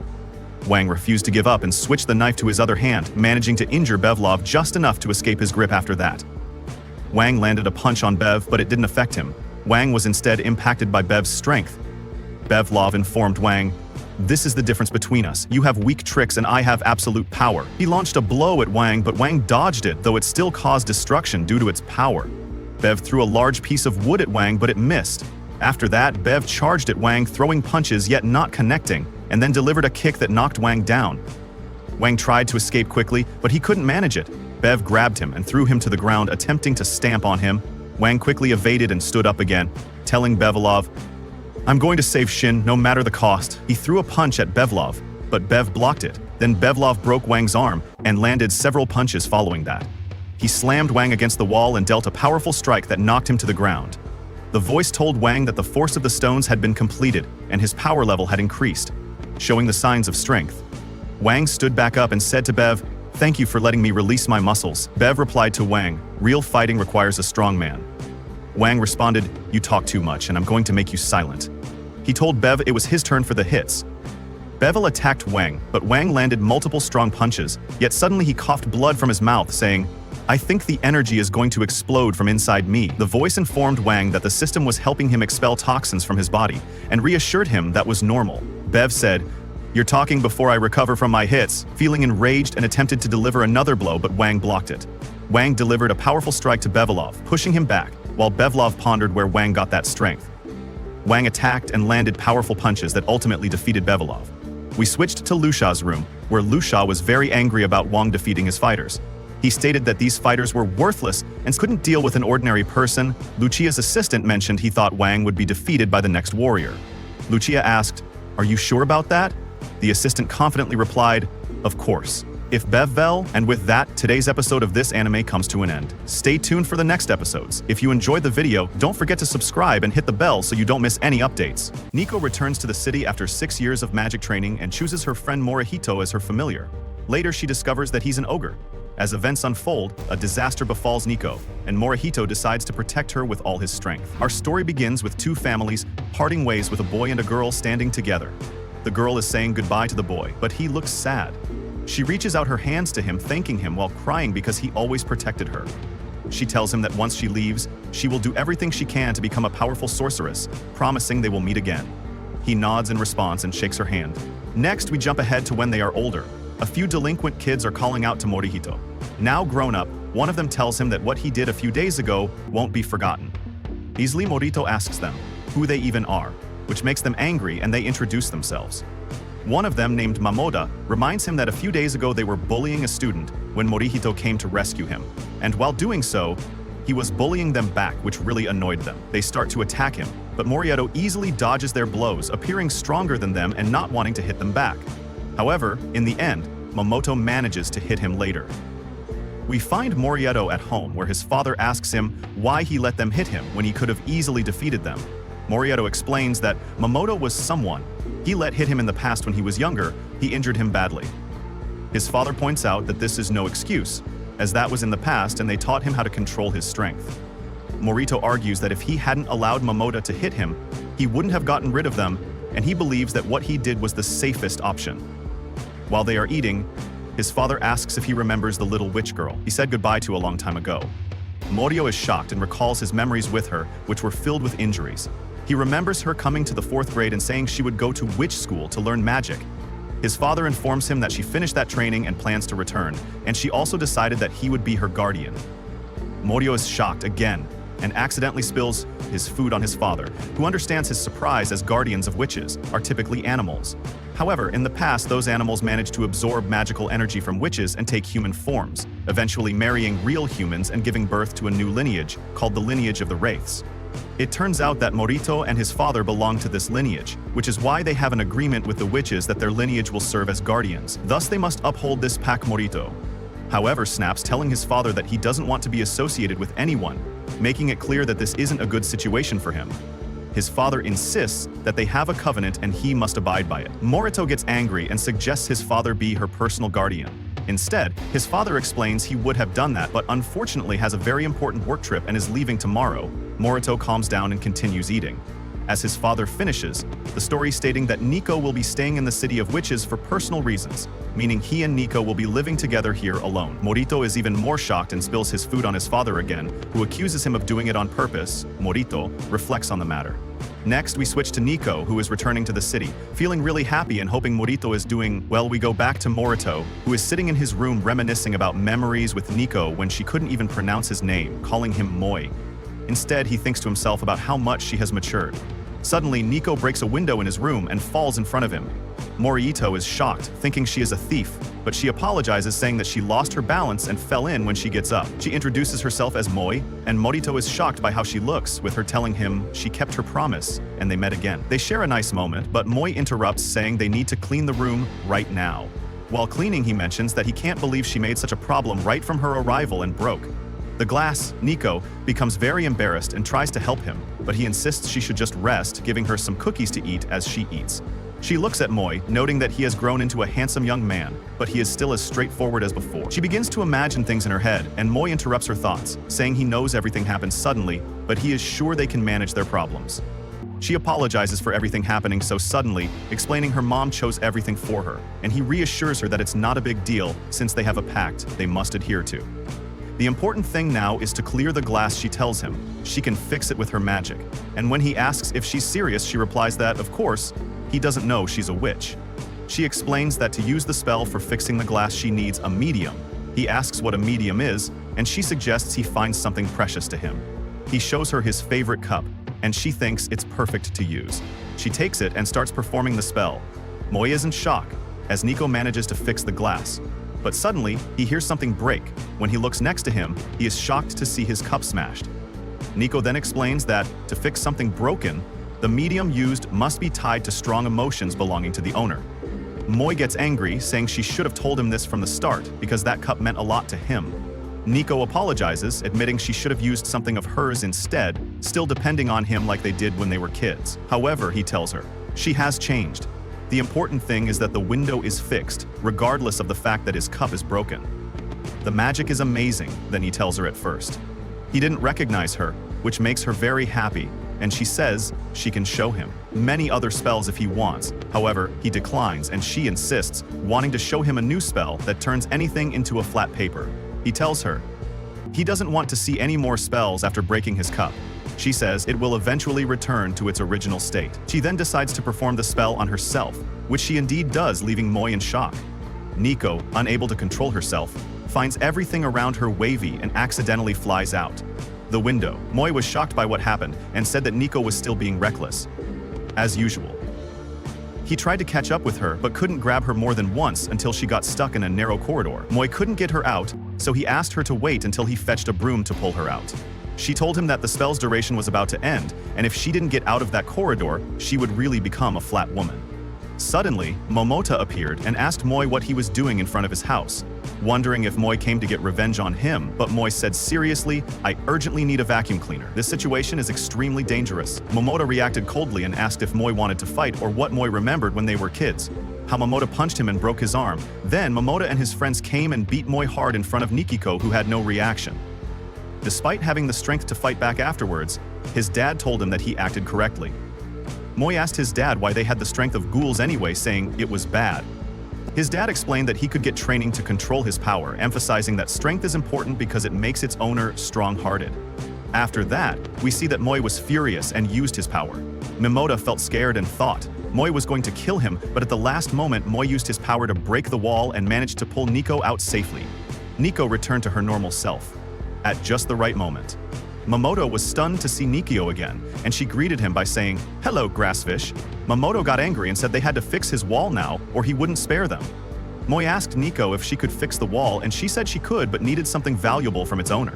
At that point, Moi decided to use Momota's hair for the spell, and indeed the wall was fixed, leaving Momoto bald and confused about what happened. Moi and Nico then left, and Nico apologized to Moi for what happened, asking if it was a mistake to use Mama's hair.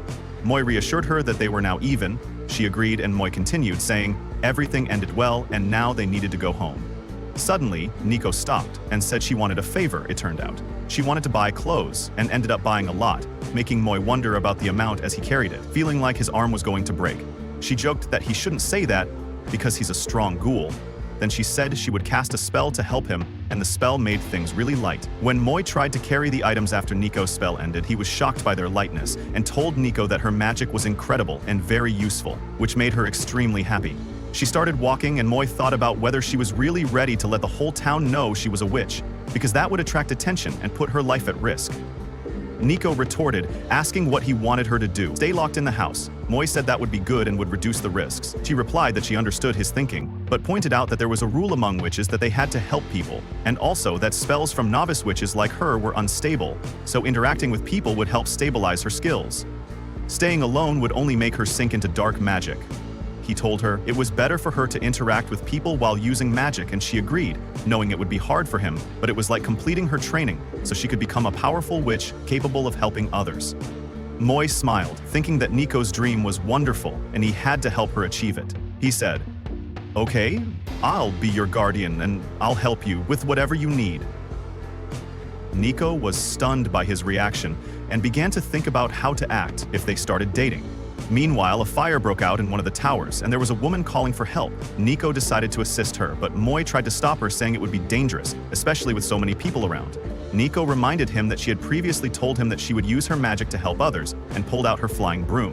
Moi decided to help her and told her to fly on the broom while he rescued the woman. They began to execute their plan. Amidst the crowd's shock, Moi asked the woman to throw things to them, and when she did, they almost fell to the ground due to the load's weight. Nico used her lightness spell to make Moi lighter, and they saved the situation at the last moment. But it seemed the spell also affected Moi's mind, causing him to say strange things. And that's when the realization hit that the lightness spell makes people cheerful. The woman was shocked by what was happening, asking how they were flying like that, as if it were normal. They began explaining it to her, but while they were flying, the lightness spell started to wear off, and they were about to fall again. However, they managed to land safely and were celebrating their descent. As the woman thanked them for saving her life, then Nico remembered they had left the belongings and decided to go back to get them. They said goodbye to the woman and left while she was astonished by what had occurred. After that, we switched to Moi and Nico, who had returned home and were exhausted from carrying the heavy items, which felt heavier than usual. When Nico read the spellbook, she discovered that it had side effects from the lightness spell, which affected both Moi and Nico, causing them to collapse to the ground. Later, Moi and Nico were grumbling in frustration because they hadn't expected their day to turn out like this. With all these incidents happening, eventually they got ready for bed, and Nico said to Moi that their new life would officially begin tomorrow, hoping he would take good care of her during this period. He told her not to say such weird things and to go sleep in her room. Nico replied, "Okay," and before heading to her room, she thanked him for what he did that day, saying it was amazing that he could control his power now, implying he must have gone through tough training. He confirmed that then he started remembering what his dad said about a disaster happening to Nico within a year. Moi was shocked by this, and his father explained. He knew, due to Nico's father being a seer who could see the future, but they didn't have details about what exactly would happen. When Moi tried to figure out a solution for the disaster, he realized that Nico needed a guardian to survive.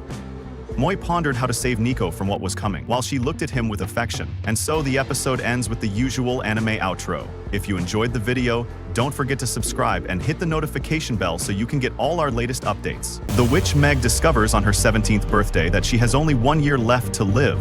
The only way to break the curse is to leave her safe life behind and embark on adventures to collect tears of joy and plant the seed of life. Throughout this journey, she will face many challenges. Our story begins with a girl named Meg and her small pet, which resembles a dog but is actually a different kind of animal. We also see some other animals with her as she prepares a special formula using her supernatural powers. She uses her power directly, and we see the substance respond automatically, emitting a glowing light. After successfully completing the experiment, Meg steps out and enters a room where an elderly woman is waiting. We do not yet know who this woman is. She could be Meg's superior. The woman prepares tea for her, and then Meg goes on to prepare food for both her domestic and wild animals. After everyone eats, the elderly woman calls Meg again and tells her, "Meg, you will die in a year." Meg looks at her in shock and replies, "No one knows the unseen except God, so you cannot predict anything." Today is Meg's 17th birthday, and the woman explains that she is not simply making a prediction. Meg is cursed. She tells Meg that she has been sentenced to death on her next birthday. The curse has already been activated. It is an ancient curse, unknown to modern witches. The old woman then shows Meg a vision of the possible future. Meg will suddenly fall ill, rapidly age, and become an old woman after turning 18. She will age at a rate 1,000 times faster than normal. 10 years will pass in just 3 days. After a month, she will be 100 years old, and then the curse will kill her. Meg is horrified and begs for a way to break the curse. "Save me, madam. I know that we all will die one day, but please save me from this curse." The elderly woman sadly informs her that there is no way to cure her at the moment. However, she explains that Meg is afflicted by a rare disease rather than a simple curse. Unfortunately, there is no known cure. The woman then enchants a glass bottle and hands it to Meg, saying, "From today onward, you must collect shards of emotions in this bottle. In other words, you need to gather the strong emotions that people experience. There is something called the seed of life, which is created from joy among all human emotions, joy, anger, sadness, and pleasure. Joy is the most essential. You must collect joyful emotions from different people. The tears shed by people when they are truly happy, tears of joy, are the key ingredient needed to create the seed of life. This is the only cure for your illness, the only way to prevent your death on your next birthday." Meg asks, "How many tears must I collect to obtain the seed?" The woman answers, "You need to collect 1,000 tears within 12 months from people who experience genuine happiness. This task is nearly impossible." Meg becomes frustrated and storms outside, overwhelmed with sadness. I will fall ill in a year and could actually die. What should I do? Just then, a girl approaches her and asks, "Are you the apprentice of Madame Faust?" Meg replies, "Yes." The girl introduces herself as Anna and explains that she has come to request flowers from Madame Faust for her mother, hoping they will bring her comfort. Anna reveals that her mother has been hospitalized for a long time, but she has finally been allowed to return home. However, she remains in a deep sleep. Anna's father told her that her mother is merely resting after working hard for so long. Anna wants to give her fragrant flowers to help her relax. Hearing this, Meg recalls losing her own parents, or rather, she doesn't remember anything about them. Madame Faust had taken her in and provided her with full care. Meg tells Anna, "I will personally deliver the flowers to your mother and fulfill your wish." Together, they set out in search of the beautiful pink flowers that Anna's mother had always wanted. As they walked, many people recognize Meg as the girl who serves Madame Faust. Faust is widely known, one of the 7 sages. However, Meg suddenly remembers her impending death, and her mood darkens. Later, they arrive at Anna's home, where they meet Anna's father, Hinedi. Hinedi is a frequent customer of Madame Faust, regularly purchasing medicine from her. Meg often delivers the medicine to him. Hinedi prepares tea for them, and as Meg looks around, she notices that he has an impressive collection of rare herbs. He explains that his late wife used to collect them as a hobby, though he doesn't know their uses. It becomes clear that Anna's mother has passed away, and that Anna wants flowers to place on her grave. Hinedi reminisces about the past, remembering the wonderful moments he shared with his wife. But time spares no one. Everyone eventually leaves this world. Meg serves them her special tea, secretly adding one of her secret mixtures. Afterward, they visit Anna's mother's grave and recite prayers for her. Anna then asks, "Do you think that witch can bring my mother back to life?" Meg responds, "That is impossible. The one who created her and took her soul is the only one who can return her to life. But that will happen in the afterlife. Only God has the power to bring the dead back." Anna's father remains silent, staring at his late wife's picture with deep sorrow in his eyes. At that moment, Hinedi arrives and says, "I postponed some of my work to come here. Have you discovered anything about the flower?" Meg tells him there is a very beautiful flower that might be the one you're looking for. It's called the cherry blossom tree in the Far East. It's a type of cherry blossom that blooms at the beginning of spring. She then turns to Anna and says, "Your mother rests in peace as long as she was happy in her past life. These are matters of the unseen that I do not know, but you should pray for her every day." Hearing this, Anna's father begins to cry, and Anna also sheds tears. He embraces his daughter, telling her that he will always be with her, and that as long as he is alive, he will never let her feel alone. At that moment, 2 drops of tears of joy, are collected. At the end of the day, Anna thanks Meg for everything she has done for her. When Meg finally returns home, Madame Faust asks her about her day. Meg tells her that she collected 2 tears. Upon inspecting them, Madame Faust informs her, "These are not the tears you need. They are a mixture of sorrow and joy. These are not pure tears of happiness." She then warns Meg, "You are the one who will face your fate. You can either give up and wait for death, which is inevitable, or you can travel the world, searching for and collecting true tears of joy. You must remain optimistic." Determined, Meg decides to gather the 1,000 tears. What adventures await Meg in her endless journey? Stay tuned, subscribe to the channel, and activate the notification bell to receive all the latest updates. A week had passed since Meg learned about her impending death. She began to wonder how quickly she could collect the tears she needed in the time she had left. That's when the owl, Shiro, wrote to her, advising her to collect 3 joyful tears a day. But Meg found that nearly impossible. She cried out in frustration. Just then, Fenny walked in and asked, "Why are you screaming like that?"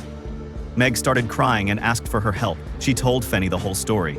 Fenny asked, "Can't Faust heal you?" Meg shook her head. "It's a congenital illness. Faust can't cure it. The only way to heal is by filling this bottle with joyful tears. But that's so hard. I've only collected 2 in a whole week, and they weren't even happy tears." Then Meg looked at her and asked, "Why are you here anyway?" Fenny told her she came to see Faust. Later, we see Meg and Fenny together in Faust's room. Fenny hands her an old clock and says, "Can you fix this for me?" Even the clockmaker couldn't do it. Faust takes one look and says, "The spirit of the clock has weakened." Seeing their confusion, she explains, "Everything, living or not, gets a fairy inside once it finds its purpose. That fairy is its driving force. But the spirit in this clock, it's gone. It can't be repaired. Still, there's a tiny glimmer of hope. You should take it to Mr. Geppetto's shop." So the 2 girls head to Mr. Geppetto's. When he sees the clock, He tells them it's an old German military-style piece, crafted with precision and care. But whether he can fix it or not, he's not sure. He needs time to examine it properly. Meg suggests Fenny buy a new clock. They have plenty of elegant, cheap ones around, but Fenny refuses. She's deeply attached to her clock. She tells Meg how sad she feels about it, and then suddenly breaks down crying. "How are you this calm, knowing you're going to die?" she asks. Meg gently tries to calm her. "That's just how you are, Fenny. You've always been like this." She remembers their first meeting in school. Meg lying on the floor after being beaten up by the other girls, and Fenny coming over, crying, saying she felt so sorry for her. That's how their friendship began. Back in the present, Meg tells her not to be sad, to smile. "I don't plan on dying and leaving you all alone." Just then, Mr. Geppetto returns. "I'm sorry, I couldn't fix the clock. It's reached the end of its life." Fenny understands. She says the clock will stay with her anyway. It's a precious memory of her late grandfather, and she was very attached to it. Outside the shop, Meg draws a small memorial on the ground. A thank you to the items that served faithfully over the years. Then she places the clock in the center of a magical circle, starts chanting, and uses her A green crystal rises from the clock, lifting into the sky and scattering into tiny shards of light. Meg smiles and tells Fenny, "That's a sign. It means your grandfather's spirit knows the clock has been honored." Fenny bursts into tears and thanks Meg deeply. They sit together and talk. Fenny tells her that when Meg used magic on the clock, a flood of memories with her grandfather came rushing back. Later, we see Meg walking home, and she's collected one more joyful tear. Along the way, she sees Granny Flair carrying a shopping bag. Meg takes it from her and walks her home. Granny Flair thanks her and invites her to visit again sometime. But as Meg walks away and Granny enters her home, Meg sees something that freezes her in place. An eerie shadow hovering around the old woman, like a ghost. She remembers the past, walking with Faust and seeing a man surrounded by that same dark shadow, and how that man died soon after. That's when she realizes the truth, that black mist. That's the sign of death closing in, and that shadow, it's called the Reaper. We return to the present, where Meg is having lunch with Faust. Meg asks, "Isn't there any way to save someone who's surrounded by a Reaper?" Faust replies firmly, "That's forbidden. Tampering with fate is strictly prohibited." Meg, however, suggests using the seeds of life, but before she can finish, Faust cuts her off and ends the conversation. Frustrated, Meg stands up. "Why won't you talk about it? I want to save people. And I'm going to be surrounded by a Reaper soon too. I'm going to die. But I won't abandon those I can still save." She storms out of the room. Later, Meg visits Grandma Fleur and tells her she left home and wants to stay over.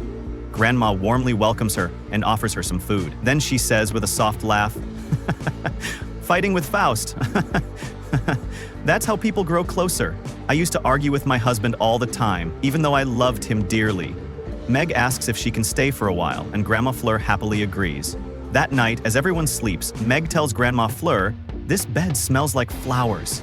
Grandma smiles. "I tend the garden so much, maybe the scent just followed me here." Meg hesitates, then asks, "How long has it been since your son moved away? Have you seen him recently?" Grandma replies that she rarely sees him anymore. He's busy with work. After a short silence, Grandma notices Meg isn't asleep. "What's troubling you, dear?" she asks. Meg tries to play it off. "It's nothing, I'm fine." But Grandma gently reassures her. "I'm always here if you need someone to talk to. Just remember to keep smiling, all right?" Meg, now alone with her thoughts, quietly vows to herself, "I have to find a way to save Grandma Fleur." 3 days pass since Meg moved in. She spends every spare moment researching in the spellbooks from the library, looking for a way to stop the Reaper. But no matter how hard she tries, she finds nothing.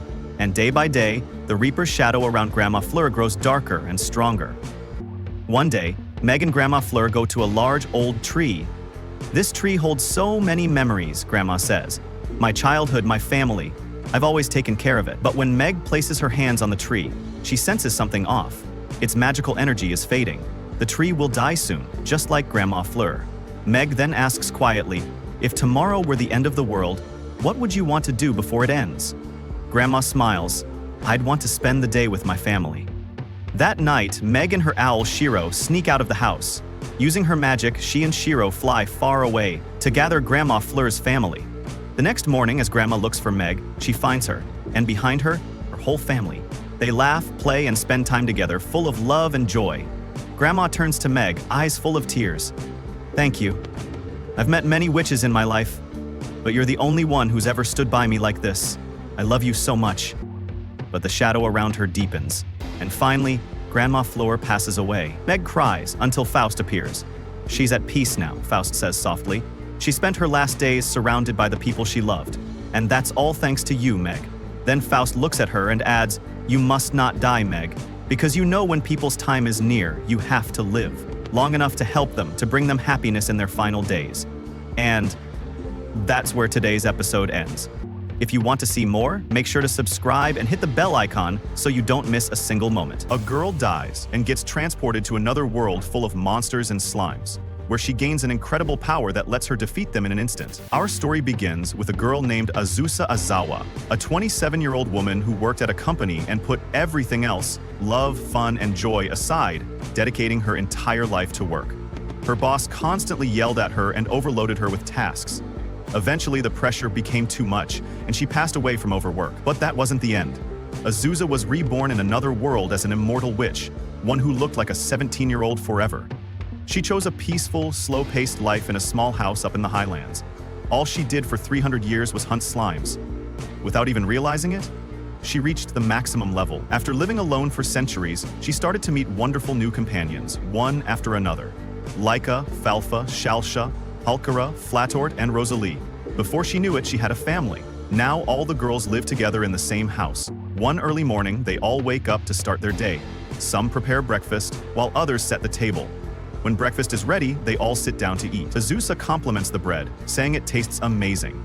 Laika replies that she found some good cheese and toasted it on the bread, then recommends adding a drizzle of honey. When they follow her advice, the girls are amazed by how delicious it is. Azusa then comments on how nice the weather is and says she wants to go out for a walk. She's planning a long trip to the southern forest and asks Laika to come along. Laika agrees, and then Halkara asks to join them too, saying there are some amazing mushrooms in that forest. Rosalie is surprised they're going so far, but Azusa says she wants to gather medicinal herbs. So Azusa, Laika, and Halkara head to the forest. There they discover a mysterious plant, rice. They don't recognize it at first, but are fascinated by it. Azusa is overjoyed to have found rice in this world. As they explore further, they also find red beans and buy a bunch of them.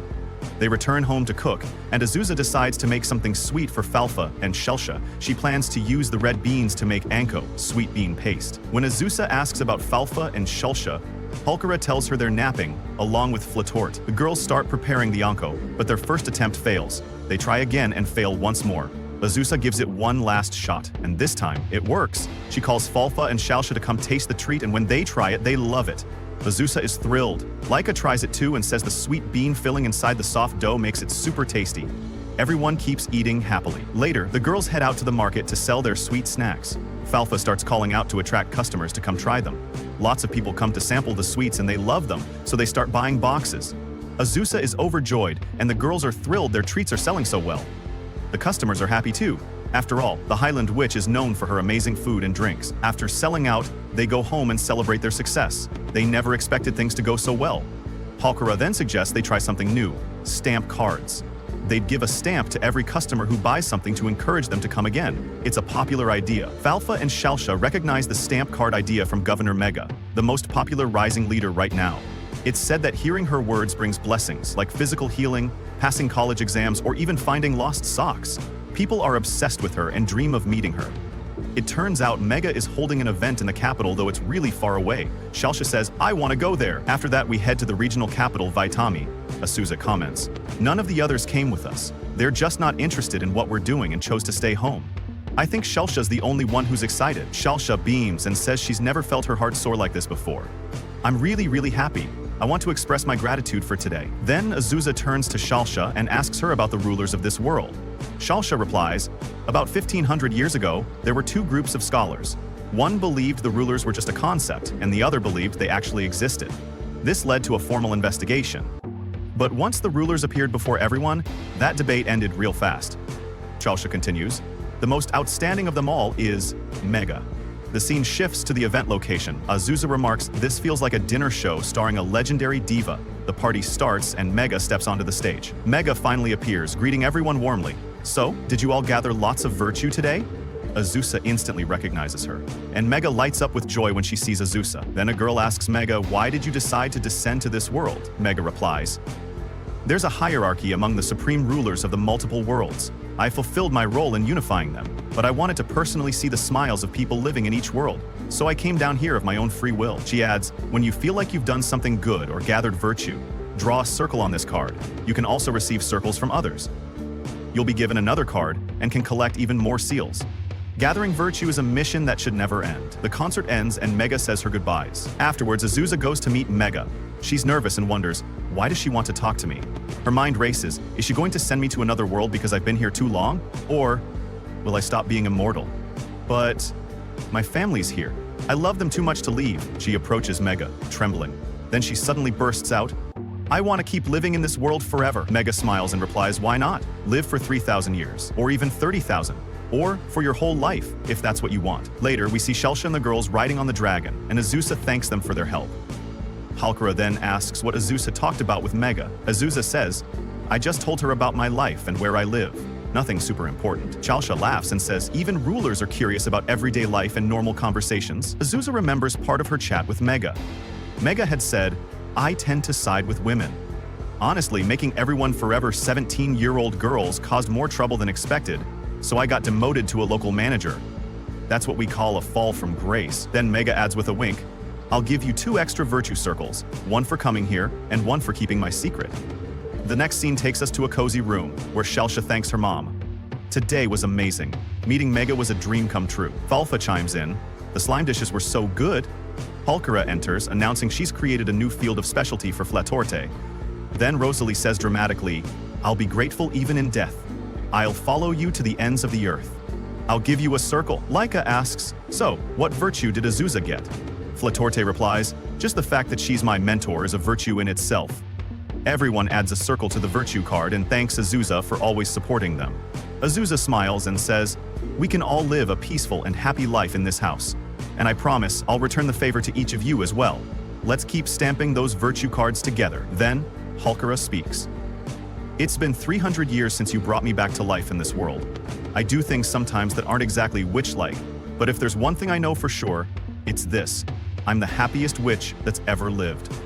Because I have the best family. And that's how today's episode ends. If you enjoyed this video, don't forget to like, subscribe, and hit that bell icon so you don't miss the next one. Our story in Season 2 begins with Katie talking to Jaff. Jaff was cursed with a burden no one could endure. But unfortunately, he tries everything he can to deal with the curse, all in vain.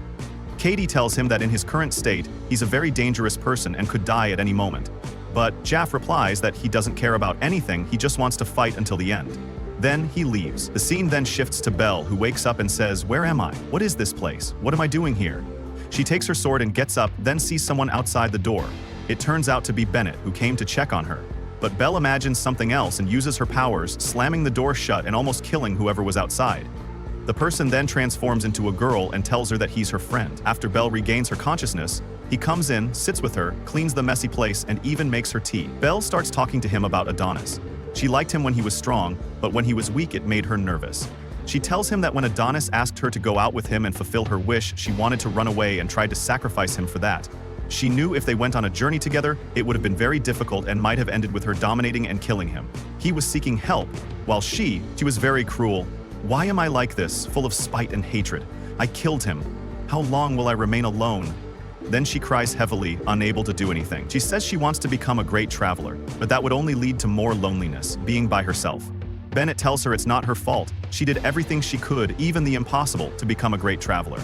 Though she hasn't achieved that yet, she shouldn't give up. She must keep fighting to reach her goal, and she definitely will. He tries to comfort her until night falls. At night, Belle begins performing certain rituals, but she notices something.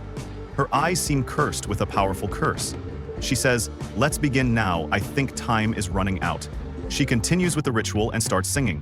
In the end, the spirit returns to the depths of the ocean and never sees Belle again. She bids her farewell and leaves. Later, we see Belle walking through the forest and meeting Bennett, who has transformed into a man. This happened after a long time. Bennett sacrificed his feminine identity to save Belle from what she was going through. Thankfully, she had improved a lot. Then Bennett says that the hearing of mermaids is excellent and that he wasn't any different than before. He tells her that he's grateful to her. At that moment, Gwyn passes by them and Belle greets him. He tells her that his head still hurts. They ask where he's heading, and he replies that he's going to rest his head until the funeral. From his words, Bell understands that he also received the news from the Raven. They let him go on his way and continue on theirs, eventually arriving at their destination, where they meet Mist. She welcomes them, surprised to see them there.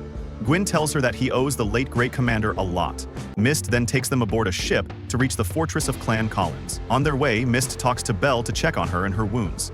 She tells her that 10 of their men left the battle with broken swords, but she was very impressed with Bell's performance during the fight. Bell replies that when she cut down Tiziano, she thought that was the end of it. She didn't know they had continued fighting afterward. Mist asks her if she had known they would keep fighting, would she have joined them? Bell answers that she doesn't belong to either side, neither good nor evil. She doesn't know what she can cut or what she can't kill until she tries. That's why she considers that she'll keep fighting to cut what must be cut. Then Mist asks if she's heard about the curses of those travelers. Bell replies that Gwyn told her because he used to visit Mr. Jin Buck regularly. Then Mist asks her about Adonis and why he isn't with her. She had heard they promised each other to go on a journey together. Bell answers that he disappeared and she doesn't know where he is. Even if she wanted to talk to him, he's probably hiding because he knows she would tear him to pieces. After that, they finally arrive at the fortress. Bell finds it massive, looking almost like a watchtower. Then everyone enters the castle. Then Gwyn replies, "Yes, this is one of the Collins clan's castles. I've waited for this for a long time." They go outside and Bell sees the place. She recalls something and says, "It looks like the Aerial Path Cemetery." After that, they meet Caniel. He tells them, "I will be presiding over this funeral." Bell asks him, "If you're from the Collins clan, are you from the catacombs?" He replies, "Yes, I welcome you as the chief monk and guardian of Taurus." He explains that this place is one of the 4 fixed palaces of the catacombs, and that Aeon, the place they defended, is one of them. He thanks Bell for what she did in the battle on behalf of the Collins clan. Bell responds, "We fought for our lives too, as people on the side of the lords." Caniel tells her, "Your battle bridged the gap between the lord and the weak. You embodied our highest ideal." Gwyn speaks, saying he's happy to have seen him. Caniel replies, "You're Gwyn. Jin told me a lot about you when he was alive." Gwyn then tells him, "As the one responsible for burning the catacombs in that battle, I was eager to meet you. I sent many messages to your clan through Master Jin." Caniel responds, "Yes, your message reached us, and I read it with great interest. Now, everyone prepare yourselves. I will now perform the final rites. It is time once again to ask the dead for news. Time for another of our siblings to sleep in this sacred land, bathed in the radiance of the holy earth. When will the raven flowers bloom? When will the pride of this land take root in your corpse and blossom? I too claim kinship with a brother who perished in that battle." Then we see Gwyn speaking to the dead. "We burned the flower gardens of the catacombs so we could survive. Do you expect me to believe that burying you here means we are forgiven? I've come to you once again for a new script, a new path for the people from now on, a shift toward paradise in the land of Shuart." And that's how today's episode of this anime ends. Stay tuned for the upcoming episodes. If you liked the video, don't forget to subscribe and activate the notification bell so you don't miss anything new.